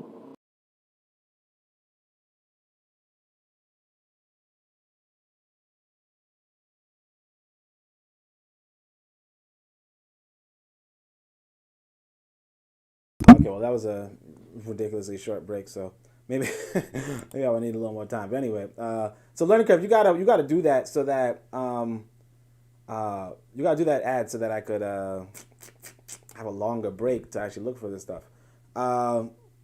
Anyway, so wait, am I showing my screen or not? Yeah. Okay. Let's see. What is it? The next one. Yeah. I mean, I have that speech or some of that speech in my book, but yeah, definitely go check it out for you guys yourselves because she's one of the top. So I say, white people helping white people advance. White people should be common sense. Black people just don't get it. Black people just don't get it. We just don't get it. We just don't get it. We just don't get it. All right. So, by the way, if you guys hear that all right in the background, you probably heard it in the other video before, that's Alton Maddox Jr. And if you actually look at this video, you're going to see that they start off in the UAM. So, a lot of these tap videos were recorded in the UAM. So, it was just a really popping area for black folk. And it's just one of those things. So, I said, look, okay, I may show one more puzzle because I'm pretty proud of this project. Now, I'm going to show you guys another puzzle. But anyway. After I read some Garvey for you guys. That's my intention at this moment. So Candace Miller liked what I wrote. Caller ID isn't enough for me. So look at this. This was actually pretty interesting. So caller ID isn't enough for me. I need to know why you're calling. That's a good idea, right? So I said, look here. We're going to wait for white people to improve caller ID with reason for call. And then go back and say they stole this idea from a black woman. Instead of investing in this idea, our damn selves, and saying we contributed to the economy material. It's the same show, but different series. Okay? I also say not my son saying Nkrumah with a silent N. That's better than me. So I think he was like Kuma or whatever. Right? But not necessarily. Now, of course, it is Nkrumah, not a silent N. Well, all the same, it just sounds good coming from a little boy, you know? How many word search books have African manhood and African womanhood section? Focusing on protecting and healing for the community. Soon there'll be one. So y'all know I'm getting hype over this. Like you gotta, when you make stuff, you gotta be hype over it. Okay, when you make stuff, you gotta say to yourself, look, I'm giving to this world something good. That's what I do. You know, That's why I want you guys to, if you guys don't have any of my literature, it's freaking end of the year. Start off your year right. All right? Start off next year right. So anyway, so let's see. I said, so this is actually pretty interesting. And actually, Shaka Ra, cool brother, actually liked this comment too. So that's pretty cool. So anyway, hard part about writing a book of this scope, or any book on any scope, is if you're active on social media instead of actual study groups. You can't make basic lists. I have a list of African ideas and came up with these. Ma'at, Sankofa, Hotep, Our Way, Ujamaa, right? And I need 20 plus, So I say in the West, you can dialogue on African people for 10 days straight and never encounter an authentically, uniquely African idea like Ma'at or Sankofa, okay? So that's actually a problem. Now, you see in the quote tweets, what was it? How did I not see this? That's man crazy. All right. So you see Shaka Ra says, wow, this is a powerful observation. And then Christopher Marshall, he's another cool brother. He says, we do everything in our power to practice Pan-Africanism without African ideas and wonder why majority of our organizations continually reproduce domestic neocolonialism sustained on dogma and Abrahamic religiosity. Again, so he's like, in the West, yes. How is Pan-Africanism and African ideas relationship in Africa? So that's somebody who's an Nkrumah Tourist, I guess, a comrade. Comrade, united forever, right? I don't know that. So somebody told me the Nguma Saba and they said Ubuntu. So I actually put down mummies at one point, but I was like, yeah, Ubuntu's actually, I like Ubuntu. So I'm gonna put that too. Eventually I came through some more ideas. Somebody says homeschool your kids. That's cool. So I said working hard on this word search book. Technically I can be finished before 2022, but I'll release it for 2022 anyway. This was something this is the Garvey thing I was gonna read. I'll probably read it a little later though. I just read it just now. So I said I made the puzzle 17 by 17 instead of 15 by 15 because the book section with even abridged titles like Revolutionary, Civilization, and Destruction were taking up too much space to fit on a smaller grid without computers struggling to do it. This brother says, well actually I don't know if this is brother or not, but Dark Globe says 17 and 7 is a rather peculiar grid. Can we trust someone who plays with prime numbers, right? And so I tell him, look, real talk, you shouldn't trust anybody. I'm telling you guys in life, you should not trust anybody unless they are a moderately famous author, where moderately and famous are very, very loosely defined, right? You know what I'm saying? Don't trust nobody. But this is Omari, like I said, this is the brother who's looking for a PS5. He says the course of African philosophy and methods, right? And this is another African philosophy book. It's African philosophy, not Platonic philosophy. It's going to be a philosophy that will... So this is... Dear Fellow Benga's African philosophy book is the book that I told you guys to read at least once a year. This is Lero's quote that we had before. This is me doing that. You talking about... This is me cursing out that white girl. Oh, not cursing out her. Bit of Medicine did a nice podcast. This is Shaka Ra. These are the kingdoms in South Africa, I think. So that's pretty interesting. Student, when am I going to get... Where am I going to use math? And when are you paying bills, right? Like the kids just be like, when are you paying bills? That's when you're gonna use math. If shoe bomb, now this is me. I just tried to make a joke. I guess nobody cares. I'm not a comedian apparently, right? All right. But it was like, yeah, real talk though. If shoe bombs are that common, why have I never seen anyone's feet explode, right? Are they altitude controlled? And no, that was not a cackle. All right. Let's see. This is somebody saying, please stop calling your ancestors slaves. They were honorable nobles held as prisoners of war. Are they psychopaths, so on and so forth? I'm just realizing that kid, blah, blah, blah. That's not even that important. I asked, like, oh, yeah, let me make sure I footnote that Marcus Garvey thing right now so that we can probably finish off with some Marcus Garvey, right? Because I want to do his accent. Let's keep going. Oh, yeah, so this one actually was pretty popular for my mag stat. Like, if you guys notice, I get, like, 4 likes, 3 likes, so on and so forth, 2 likes, right? This is... some comic. So this is some comic where it goes, not black power, not white power, but workers' power. And then the black person and the white person get together, right? Get the fuck out of here or something, right? Yeah, so anyway, so I decided to comment to this, and the comrades got a little ired. So he says, black workers and white workers go on to topple white capitalists in order for black workers and white workers to cooperate in a new global government that benefits black and white workers equally.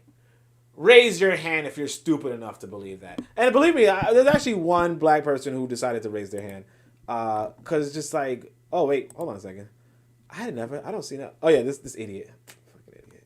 Anyway, yeah, so a lot of educated people believe that, but that doesn't mean that they're intelligent. The only way for us to be free is by being separate, and folks are scared to be separated from massa, right? But, yeah, one idiot was like, yeah, you know, faithful to the end, started singing Ebony and Ivory, right?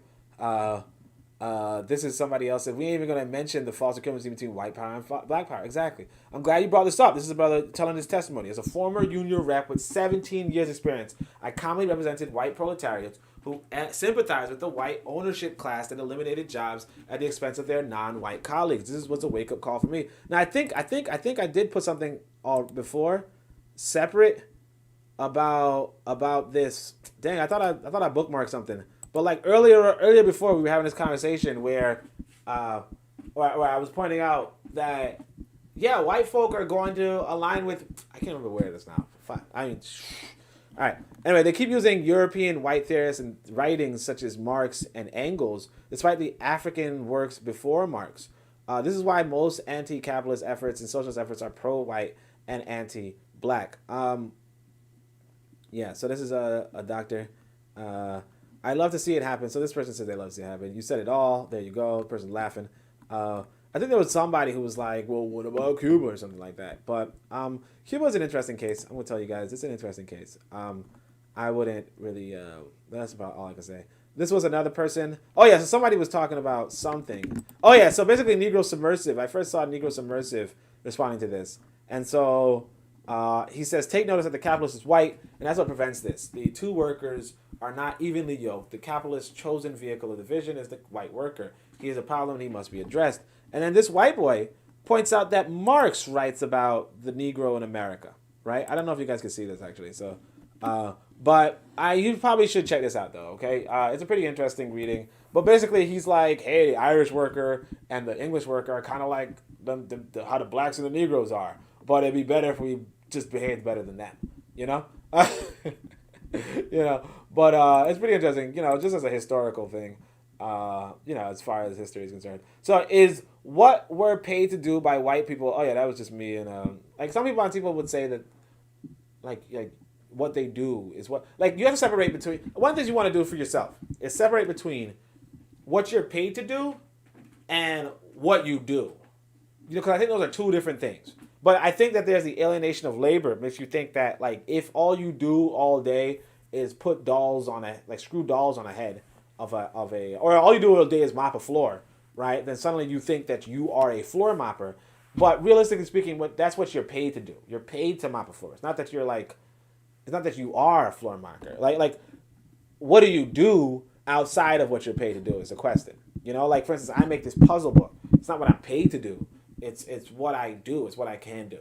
You know, so it's a difference right there. But it's not that important. It was more personal observation. So I said, if I were a black American, I knew what I knew about the Civil War, and some white boy told me that we could fight together to topple the bad white people, I would never call that white boy a friend. If you guys remember, the Civil War was fought where a lot of black people put their lives on the line for victory. And there was actually at one point, I remember I was in the Schomburg, and they had this image of the Union soldiers and the Confederate soldiers standing aside during the war, right? Standing aside in order to lynch a black man. One of them was lynching a black man. And they just kind of like said, oh, you got to do your lynching. So we won't kill each other right now because we got to do this. You know? And to say that white people, even at war, and this is, I mean, it's not to say that, you know, war means that you hate the other side, but lynching kind of does.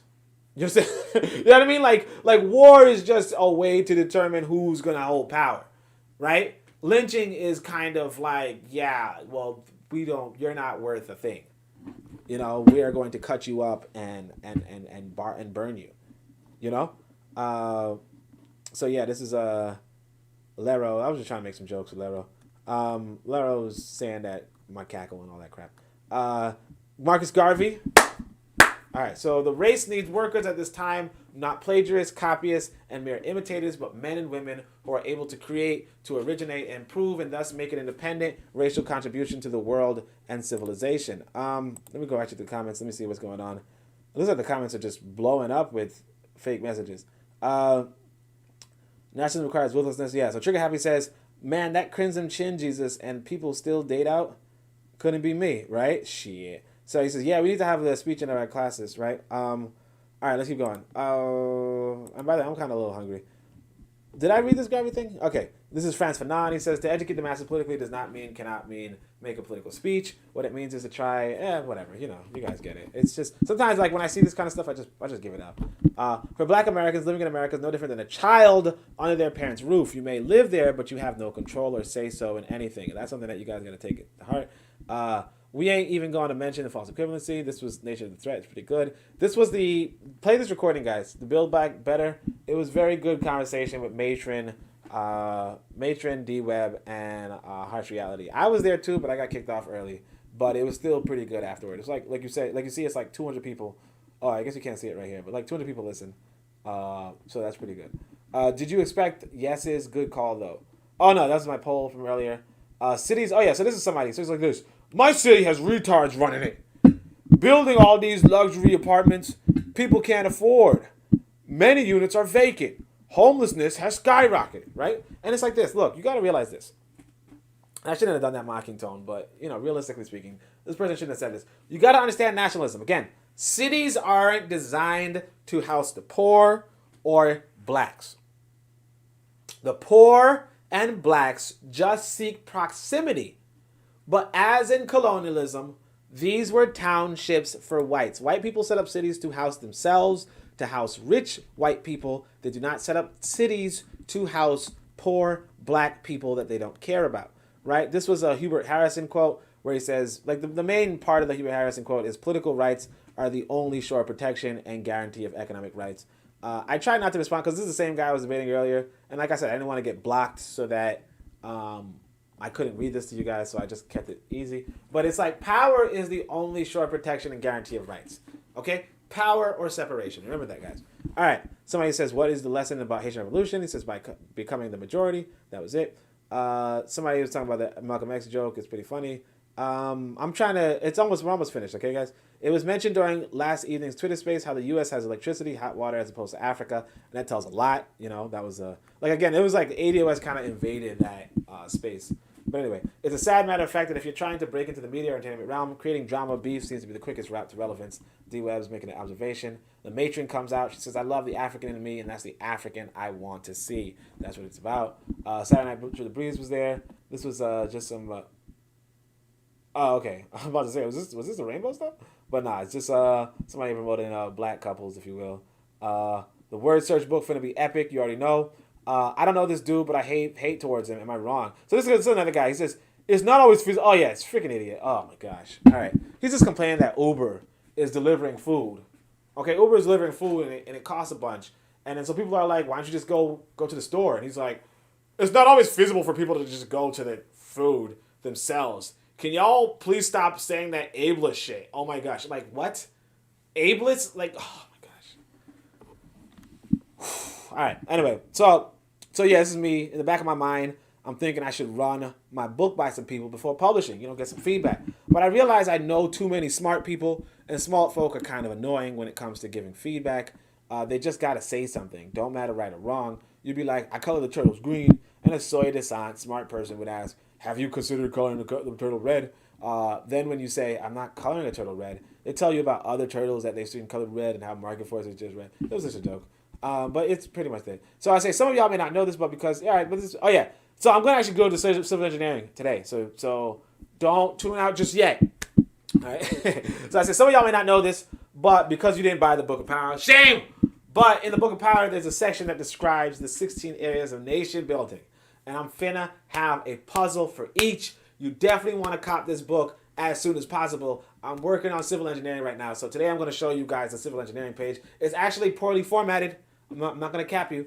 It's poorly formatted, but I do want you guys to see it because this was pretty good. All right. Let's go back to I'd say creating books you're proud of. I just want you guys to have some positive feedback. So this is another one. So somebody says, this is actually pretty interesting. So look. So this Baltimore Police Department gets approved with $41 million for a new helicopter and cars but with no debate and minimal public disclosure.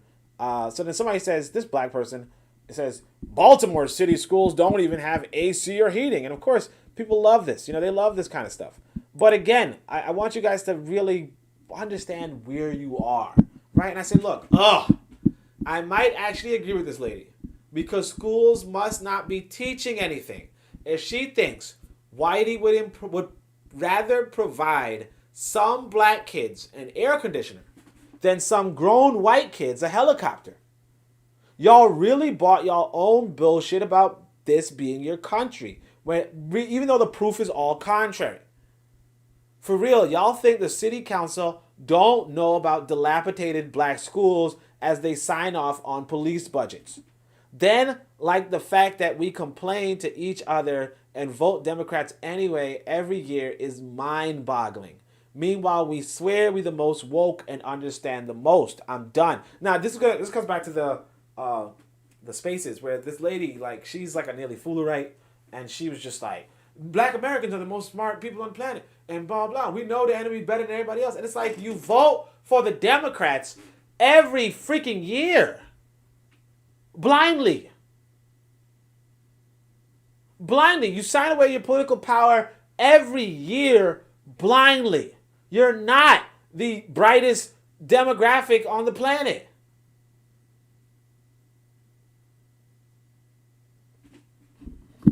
And Democrats are white. But anyway, you guys listen to this because I tell you, this did like kind of low key piss me off.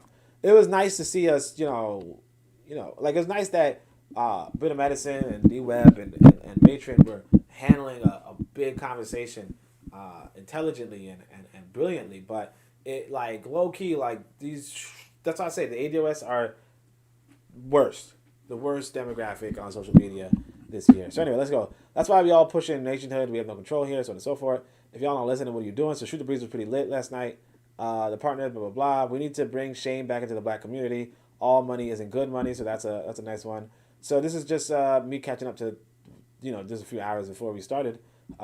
Today's worship is going to be at end of the year stuff, so I'm going to just read and explain some of y'all favorite tweets from this last week or two. Be sure to join me on YouTube and be part of the conversation. You won't be able to see another worship until next year. All right. This was going to be my last post, but then I realized I should probably be talking more. Yeah, so this was, I can't really play this one either. DC, Bill Scott Herring is, basically he's in Washington, D.C., and he's like, hey, you guys usually get tours of the Washington Monument and the Capitol, but you don't come through to our hood, and that's where the real D.C. life is. And so I'm like, look, I probably can't show this on YouTube, but Gil Scott Heron laments how whites aren't shown run-down black areas when taking tours of the seat of American government.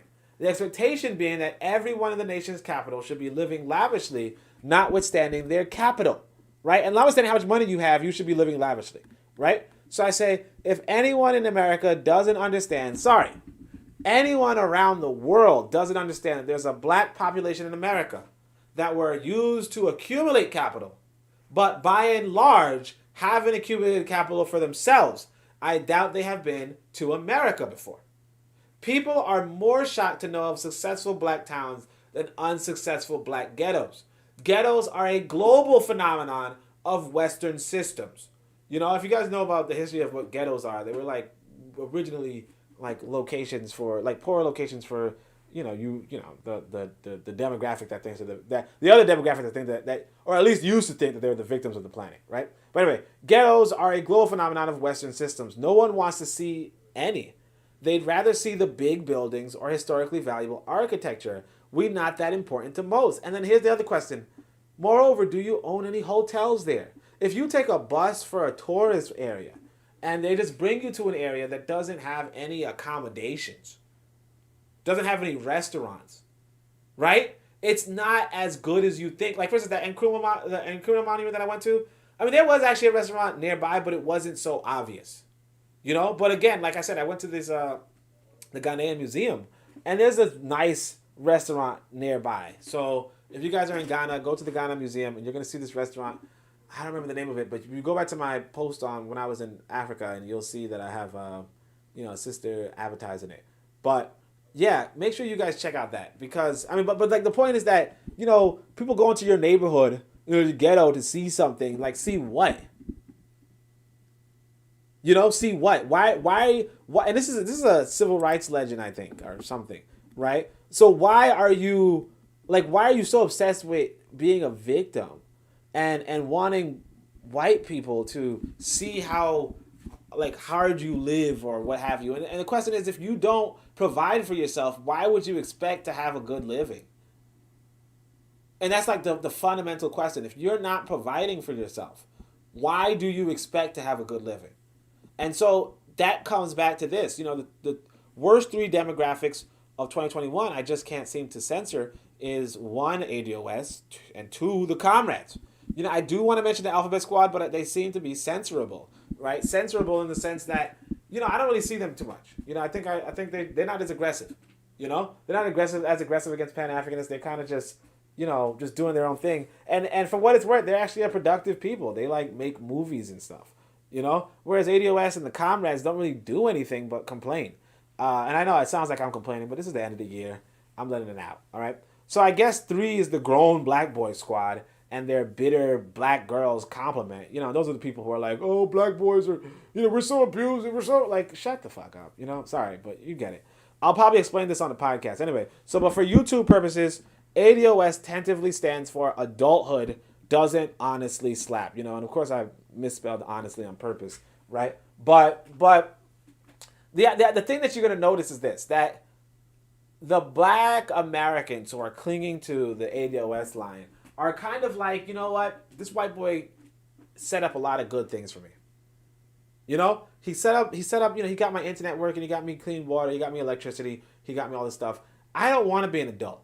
You know, the Peter Pan, right? I don't want to be an adult. I want to be a kid forever. And that's perfectly fine. And I'm telling you guys right now, leave them alone. You know, leave Peter Pan alone.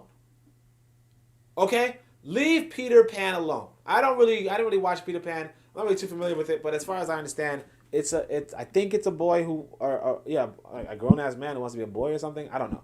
Or he's just like a boy who's always been a boy.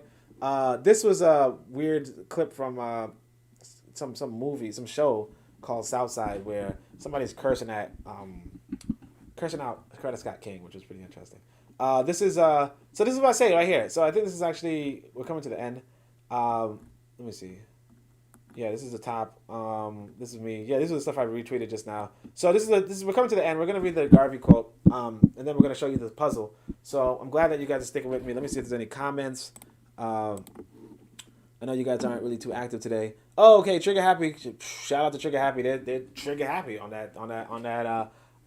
their keyboard happy right now, right? So he says, I mean, especially a civil war. That's just a means of determining who is on top of the internal social order. This was a fight between white people and their ideas of economics, slavery versus industrial. Exactly. And at the end of the day, lynching black folk ain't not like nobody cares. You know, you were not going to be on the top. You know, I'm not going to say you shouldn't have fought, but you were not going to be on the top. That's for damn sure. None of these white boys was risking their lives for you to be on the top. And that goes back to that whole, you know, white power, black power thing. They're not fighting for you to be on the top. They're fighting to see which one of them is going to be on the top. You know, and if you go to Cuba, like I said, Cuba, I don't know how many, you know, black politicians Cuba has, but I know that all their leaders have been their, you know, the Latino demographic. You know what I mean? Like you could probably get a house in Cuba, just like you could get a house in Sweden. Like I could go to Sweden and get a house. You understand? Like maybe I need citizenship, but you know, maybe I don't even need citizenship. But what I'm saying is that I could go to China and get a house. But the and of course I could get a house in America, easy, right? But am I going to be in the leadership of China? Like a lot of parts of Africa, I might not even be a leadership of. That's just keeping it real, keeping it 100. Okay, just keeping it 100. Anyway, let's say. So when I say nation building, I'm talking grown folk shit. I don't know what y'all talking about, but begging the bottom of the barrel ADOS movement to look to Africa tells me a lot of folk ain't that serious. Garvey said it, and I'll repeat, we do not want the no goods in Africa. We don't. When people are telling you, hey, look, I don't want to go to Africa, you tell them, thank you, I don't want you to go to Africa either. You understand? Because I'm gonna be real with y'all. We don't even want some of the people in Africa in Africa. You understand? You don't even want some of the people in Africa in Africa. Now that's good. That's just a little harder to struggle though. Just. But anyway, Marcus Garvey says, I have no desire to take all black people back to Africa. There are blacks who are no good here and will likewise be no good there. So I'm going to read this Garvey quote. Right, I'm going to read this Garvey quote on traders. I'm going to try to do the Garvey accent just for you guys. This is the end of the year. Then I'm going to show you guys this crossword puzzle that I did on civil engineering. Right, and you're going to see what nation building really means and why we don't need none of you. Well, why we don't need a lot of these folk who over here who do not want to be adults. We don't need Peter Pan in Africa. Okay? We don't need Peter Pan in Africa. So let's see. This is Bookman Academy. He's a good brother. He wrote a book called The Black Past. Make sure you guys get it. It's a pretty good condensed history book. So check that out. But anyway, Omari pointed out that Garvey had an essay called The Traders and explained neocolonialism so well. So I asked him what page, and he told us the page, and then Bookman Academy came through. So it's like, look, in the fight to reach the top, the oppressed have always been encumbered by the traders of their own race, made up of those little faith, those of little faith, and those who are generally susceptible to bribery for the selling out of the rights of their own people. As Negroes, we are not entirely free of such an encumbrance. To be outspoken, I believe we are more encumbered in this way than any other race in the world, because of the race of training and preparation for fitting us for our place in the world among nations and races. The traders of other races is generally confined to the mediocre or irresponsible individual, but unfortunately, the traitors among the Negro race are generally to be found among the men highly placed in education and society, the fellows who call themselves leaders. For us to examine ourselves thoroughly as a people, we will find that we have more traders than leaders, because nearly everyone who essays to lead the race at this time does so by first establishing himself as the pet of some philanthropist of another race, to whom he will go and debase his race at the... All right, I can't do it. I can't do it. I keep cracking. All right, whatever. But let me see what the comments are. I know everybody left, right? All right, that was fun. All right. Anyway, so philanthropist, so on and so forth, of another race, to whom he will go and debase his race in the worst form, humiliate his own manhood, and thereby win the sympathy of the great benefactor who will dictate to him what he should do in the leadership of the Negro race. It is generally, you must go out and teach your people to be meek and humble, tell them to be good servants, loyal and obedient to their masters. If you will teach them such a doctrine, you can always depend on me to give you $1,000 a year or $5,000 a year for the support of yourself, the newspaper, and institutions you represent. I will always recommend you to my friends as a good fellow who is all right. With this advice and prospect of patronage, an average Negro leader goes out to lead the unfortunate mass, says the leaders will tell us how good Mr. So-and-so is, how many good friends we have in the opposite race, and that if we leave everything to them, it will work out well. This is the kind of leadership we have been having for the last 50 years. It is nothing else but treachery and treason of the worst kind. The man who will compromise the attitude of the country is a traitor, and even so, the man who will compromise the rights of this race can be classified in no other way than that of a traitor also. Not until we settle down as 400 million people and let the men who have placed themselves in the lead of us realize that we are disgusted and dissatisfied, and that we shall have a leadership of our own and stick by it. When we get to it, we will be able to lift ourselves from this mire of degradation to the heights of prosperity, human liberty, and human appreciation. Now, why I waited for Garvey to say this. Let me show you guys this.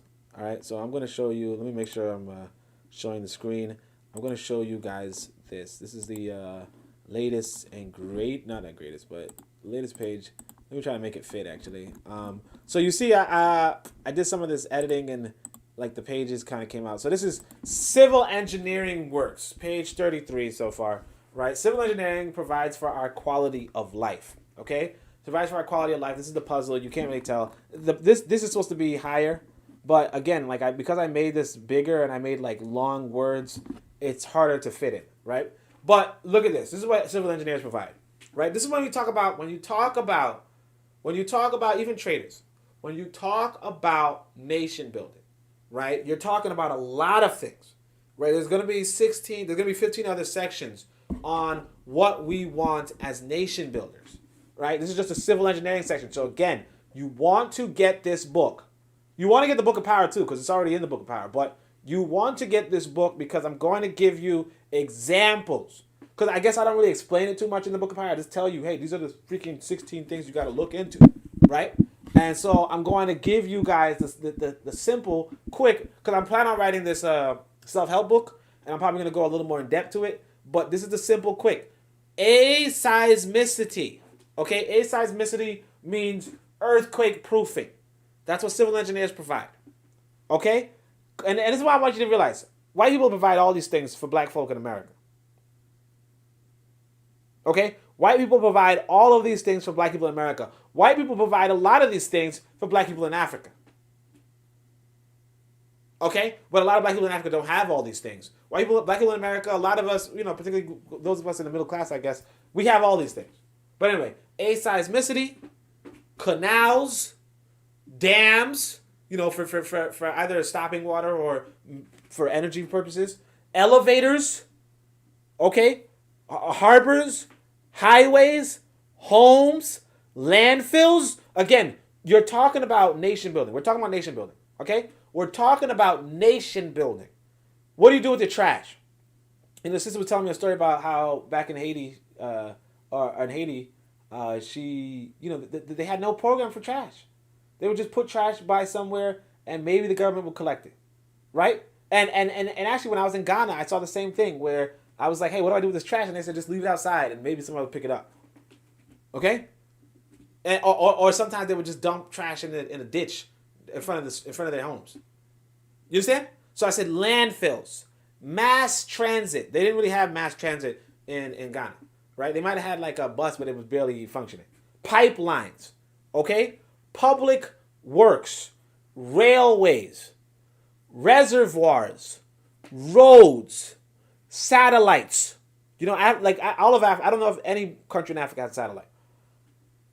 Sewage lines. So of course I made a mistake. I shouldn't have put satellites. I shouldn't put the S's here. I told you guys about that, so I'm going to correct that. Sewage lines, sidewalks, skyscrapers, traffic lights, tunnels, vehicles, water supply, water treatment, X-ray machines. Okay? When you're talking about nation building, you're talking about when you talk about this field particularly, this is civil engineering. There's other fields I have in this book. So, I have banking, I have all sorts of stuff. Just get this book, okay? And again, remember, this is like a perfectly done puzzle, so you could find these words here. Like, let me see if I wish you guys could help, really. But let's see if we can find something as an example. Oh yeah, see, aseismicity, aseismicity is over here. X-ray is over here. You see it's upside down. It's pretty good. It's just really good coding, honestly. But anyway, but I say this to say that, look, the Black American or the ADOS movement, they're going to say, look, I'd rather these other people do this stuff for me. I got this all done for me. But so you don't beg them to leave when they like what they have. What you say to yourself is, hey, I'm a man. Okay, I'm a man or I'm a woman, and if I'm interested in civil engineering, I could put the landfill to help out my people. I can set up the mass transit system to help out my people. I can set up the canals and the dams and the reservoirs to help out my people. I'm serious about this stuff. You understand? I have the banking, because I do the banking thing, because I said, look, one of the important studies of African people have understudied is banking. And so in that section, I have what are the reasons for banking? And it's like, well, how are you going to afford roads? How are you going to afford satellites? How are you going to afford the piping system? How are you going to afford that stuff? Well, from collective profit, if you will, collective income, whatever, collective money, collective wealth. Collective wealth is going to finance these sort of things, but that collective wealth is collected by either a private individual like the bank or a public individual like a public bank. But whatever it be, it's some sort of banking institution. So you have to.